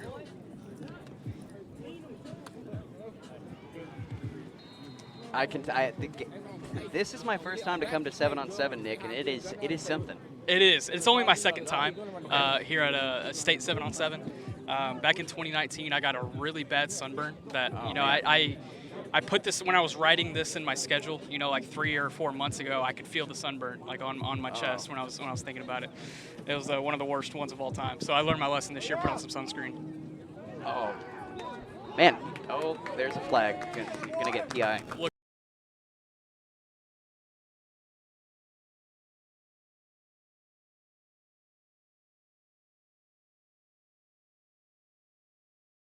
Kane, the class of 2024, that's starting to catch some eyes. So it's starting to become a really talent-rich area. Yeah, I mean, the district's kind of wide open too. Now that Jadon Blue isn't playing this year, and I don't know. If this was last year, it for sure would have been Tomball. I mean, Tomball Memorial going as deep as they did, but yeah, they lost. Manjack, I believe, who was their quarterback? Colton Marwell. Yeah, it's going to be a really competitive district, but I still almost give the edge to Klein Kane just because of Carson Roper is going to be back at quarterback and Matthew Golden back at receiver. I think Matthew Golden's one of the best receivers in the state. I think TCU got a really big time steal out of him in landing his commitment. I think it was this past week actually when he committed. Yeah, I think Klein Kane is still going to be pretty solid, with or without Blue. We'll just have to wait and see what happens there. I mean, like you said, it's just because you got Kane. You got Oak. Yeah. You got Collins. Even Klein, Mayton. Yeah. Not Klein. Not Klein Forest. They no. Klein Forest does have a 2024 running back / wide receiver. He's the brother of Amonte Watkins, who also just went to TCU this past recruiting cycle. His name is Jelani Watkins. He's already gotten a couple of Power 5 offers, and apparently he ran a 10:02 100 meter this past year as a freshman.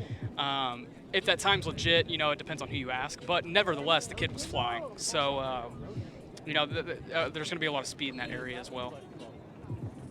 And it's you know, Region 2 is so weird for me because you get that Dallas-Houston mix up, and it just throws me off. It makes it a lot of fun, especially once you get to like the third round of the playoffs, and you start seeing the Bridgelands and the Rockwall Heaths of the world come together at McLean Stadium, and it makes it a great time. Oh, that's the team I want to ask about. So, obviously they lost Goffney. Who's going to be the big weapon on Bridgeland? Because we will be covering them a lot this year. That's a good question. I wish I had the answer for you. You know, I do know Connor Wigman's going to be completely healthy, so that's going to be, you know, playing into their favor. Right. He was playing with a slight knee injury for most of the season last year and was kind of limited in that fact. But now back with him fully healthy and, you know, a 5-star quarterback, you know, he's going to make somebody, you know, make some plays. And there's going to be a receiver that steps up. But, you know, talking with our good friend Tommy Yarish, shout out to Tommy, and talking about Bridgeland, you know, the main concern is going to be the defense. Who's going to step up on defense? Not to say that nobody won't, but it's kind of a question mark right now. So we're just going to have to wait and see with that one as well. That's going to be a really fun district, too, with all those Cypress schools. Right. Gavin and I actually were talking about it earlier. We were, you know, Cy Park, they got Harold Perkins. Yeah. He's that dude.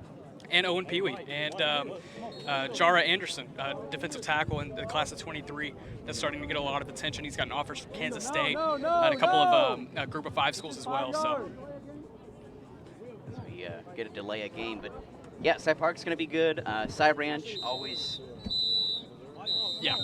Always. I mean, tough district. Yeah, loaded with Division I talent at Cy Ranch this year. I think, you know, they're probably the favorites in my eyes to win that district. Got guys like Bryce Simpson on the offensive line, Ashton Porter on the defensive line, Christian Brathwaite as a linebacker. A bunch of Power 5 guys on that team. So the crazy thing is we're starting the second half, y'all. It threw me off. We were starting yesterday, and I was like, oh, the game's over? That's it? We move quick. We move quick in 7-on-7. I mean, you got 64 teams out here. You got to play them. You got to play the games. But consolidated, I mean, you're down 13-6 or 12-6. Beg your pardon. Oh no, 13-6. I'm sorry there. But you know, you gotta. If you're Geyer, you've had some fantastic throws, and their defense has played pretty well. But A&M consolidated. Man, I'm really interested to see how they do in 5AD2 this year. Yeah, I agree. I think 5AD2 is relatively open this year. I mean, Alito is obviously going to be really good. They're returning a lot of starters from their team last year, most notably Braden Fowler-Nicolosi at quarterback, Brian Allen at safety, the Texas commit, and you know, they're going to have to replace some guys, but I mean, they always reload. And the way their offense is built around, you know, Tim Buchanan, they're going to have a guy that succeeds at running back almost every year. So, I mean, we could rush for 1,000 yards behind the Alito offensive line. So, you know, Alito's going to be really strong, but I mean, other teams you're looking at, you know, Crosby, they're going to have to replace a lot. I'm not really sure they're going to be as good as they were last year. And it looks like Denton Geyer's going to have a touchdown right out of the second half. First play, boom. What a throw. You know, I got to tell you, I like maybe sleeper pick, maybe Barbers Hill. They just got Carl Apsick. I do like that. We'll see. Coach Apsick, you know, really turned around Cedar Park. Not Cedar Hill. Sorry, Cedar Park. He really turned around Cedar Park and made them, you know, a perennial contender. Got a state championship out of it back in, I want to say it was 2015 or 2016, whenever it was at NRG. And then obviously made it to the state final this past season. So our score will remain 19-6 consolidated. They got to get a score here. Yeah, it's a big time score out of the half for Geyer. Why I like Geyer to possibly make it deep in bracket play tomorrow is they have talent on both sides. I mean, you have Jackson Arnold at quarterback, but you also have a big receiver target like Jace Wilson being able to haul in some catches, some really good slot guys that have been able to make some plays for him. And then also on the defensive side of the ball, we've already mentioned, you know, Peyton Bowen, Ryan Yates, Vincent Page, those kind of guys. So it's going to be really interesting to see how far they make it tomorrow. Well, I got to tell you, Nick, kind of having a hard problem with the camera right here. It happens. Yeah, it does. It does. We're limited under this tent. I mean, if we had it our way, we'd cover every field. But that's with drone cameras and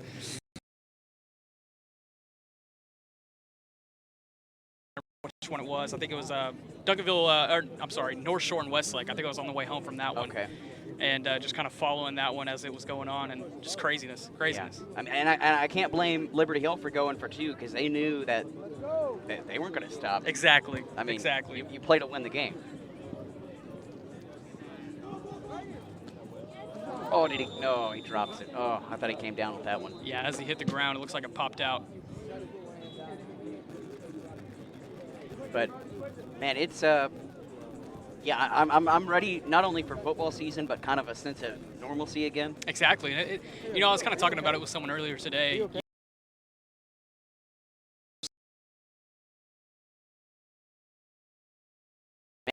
I don't know if you just saw the interception there. That was something.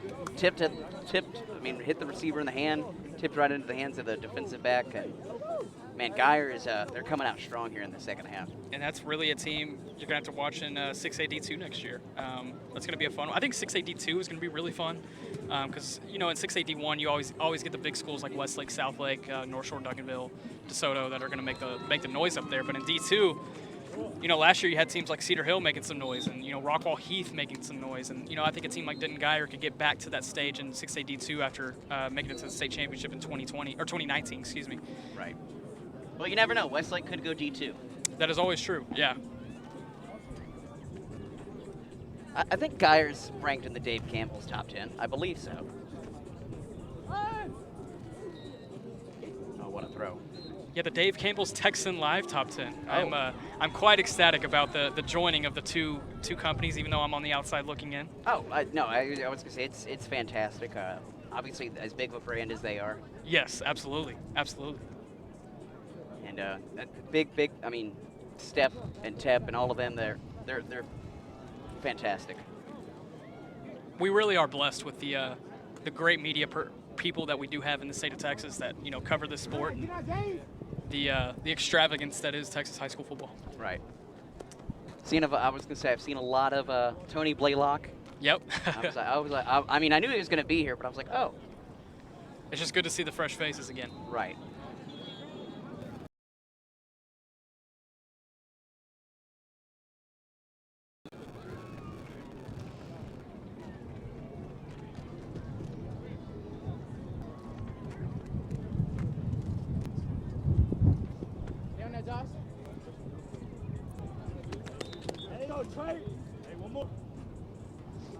Yeah, A&M Consolidated trying to hold right here on defense. Possibly get 2 more scores before the end of this one. They're going to need to work quick, though.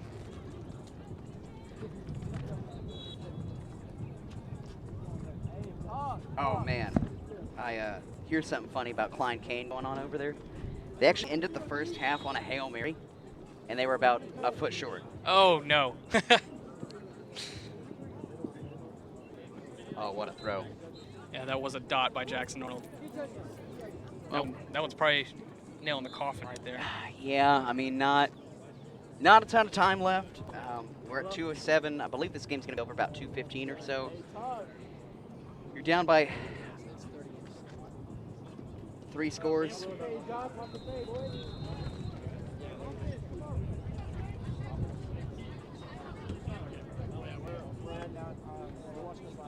Arnold rolling out here, looking, and what a kick. Oh, he That was a really good throw, though. Yeah. Across his body right there. And, that's really something that I've seen improved from Jackson Arnold. And if Texas high school football fans were 2019, and, you kind of alluded to it earlier, whenever Eli Stowers went down in the first quarter with the ACL injury, Jackson Arnold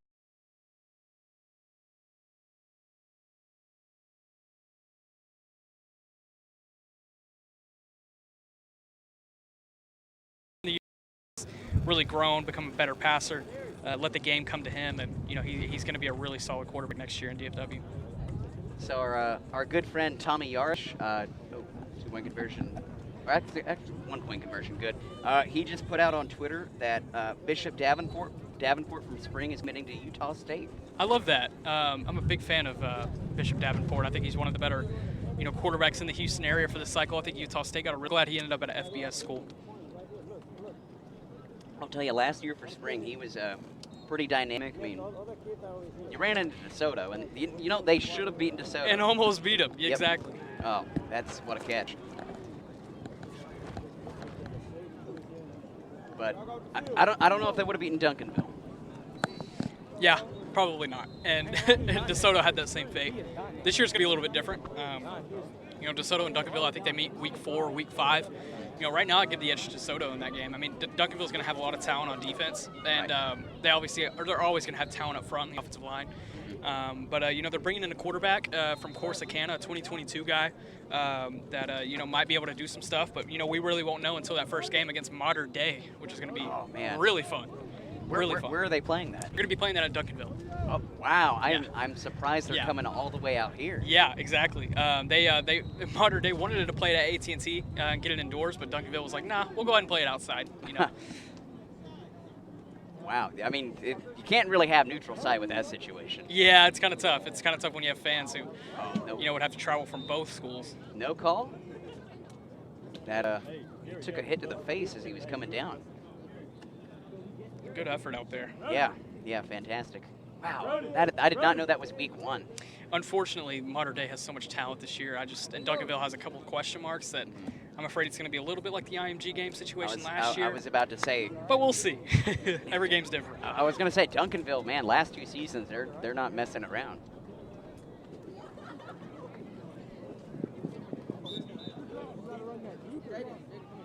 Trying to think what other games I'm really looking forward to Shadow Creek Bridgeland.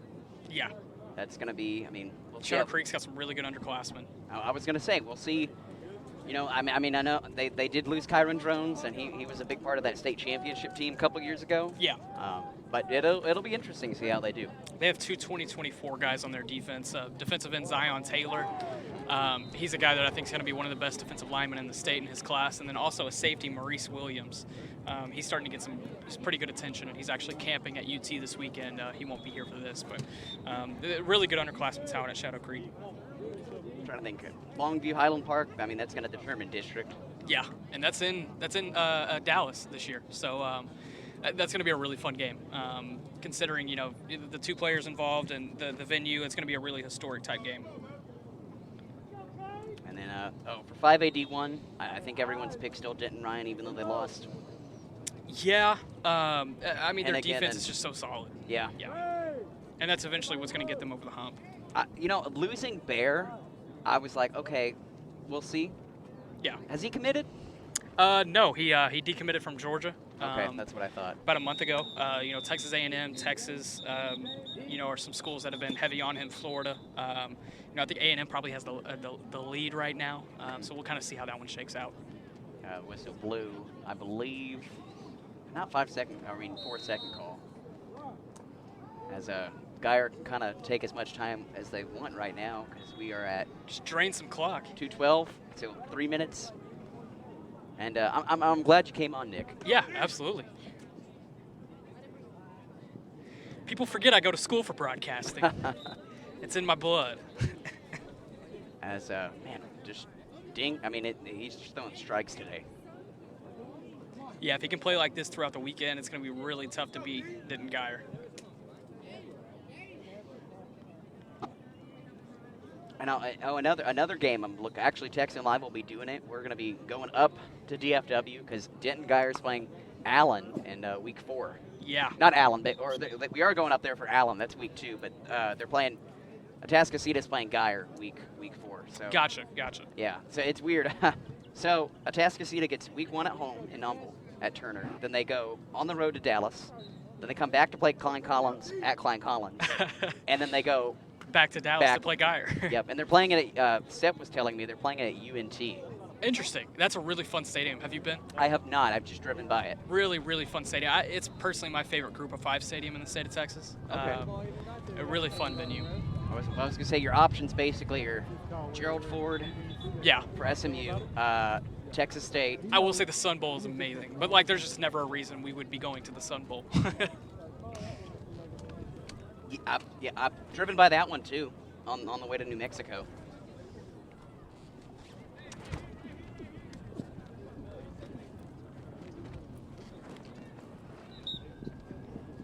And if Geyer scores here, it's over.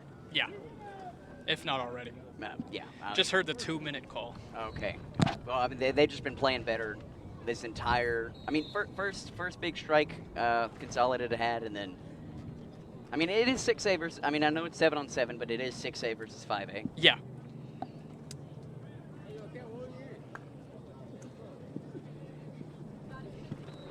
Oh, right off the defender. Hit number 2. Looked like in like the rib area. Number 2's a big old kid. Yeah. I know that. Yeah, big boy. Country strong kids for A&M Consolidated. You know, something Gavin and I were talking about it on our last broadcast, Nick, is that, you know, some teams actually have their snapper or their center. Oh, almost picks it off. They actually have their real center in snap, and then other teams like Chapel Hill had this coach's son in 8th grade. But I think it's better to have the rhythm down. Yeah, get the center out there. Prepare for the season. Who was Carthage had like their center actually like going into like block, and I'm like, there's nobody there. It's good rhythm, you know, good habits.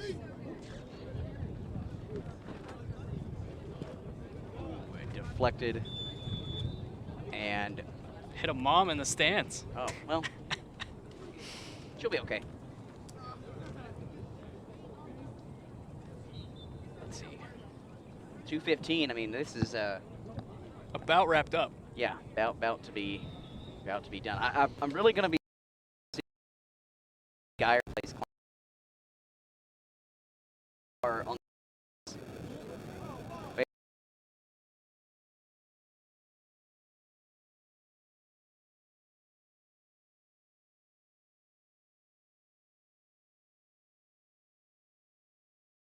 time with a full-time career in the Texas Army National Guard.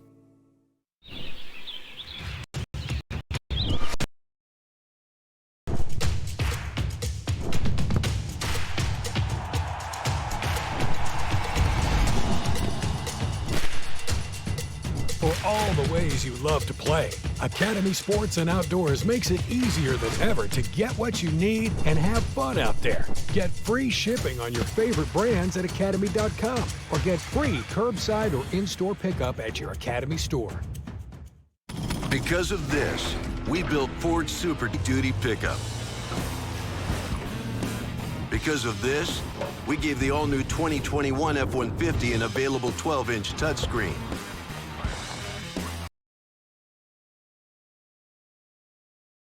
And because Ford trucks are built for this, you made Ford America's best-selling brand.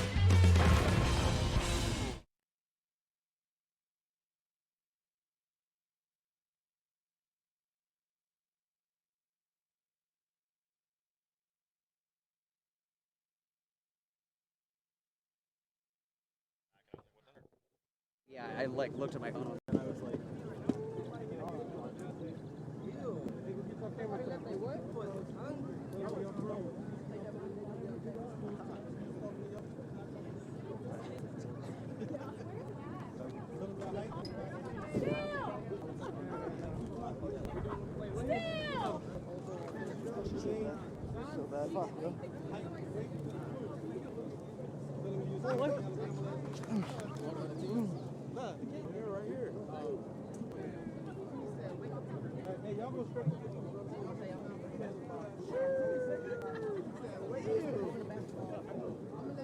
Go, baby. Damn.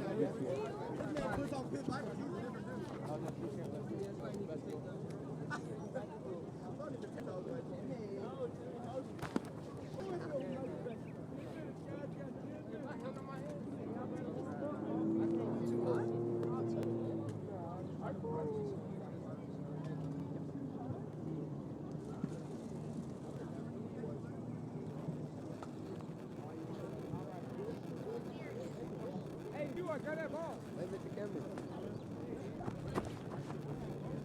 Yeah.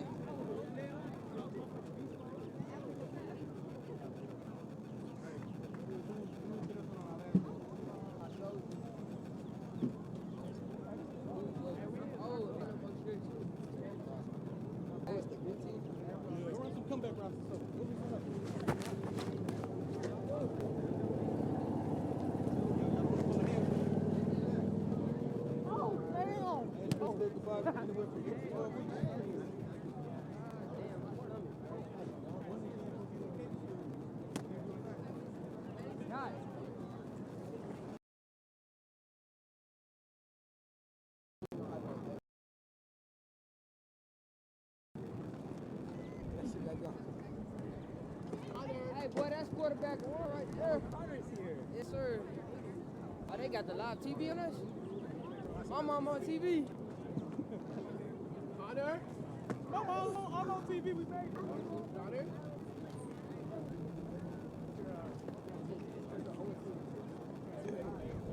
Hey, y'all get loose.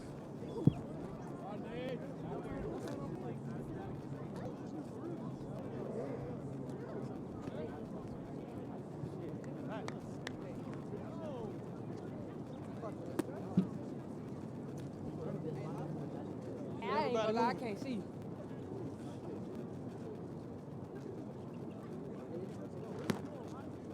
You ain't thought to kill him. Keelan was gonna try to get the ball first. No, I wasn't.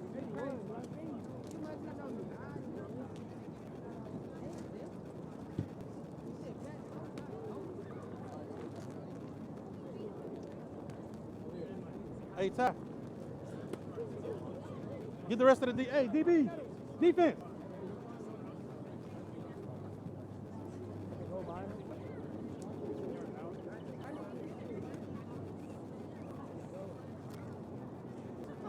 Oh, she's hot.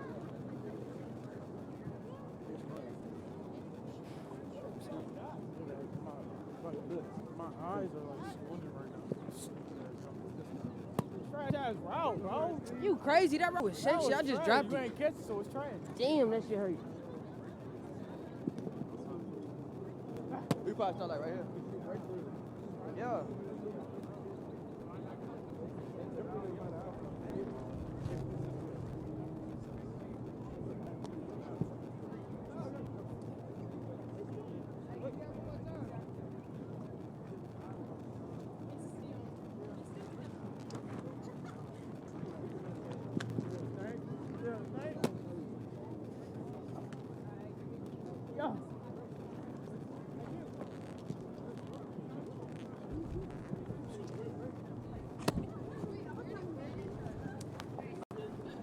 Man, I like that, bro. That was a snapshot photo.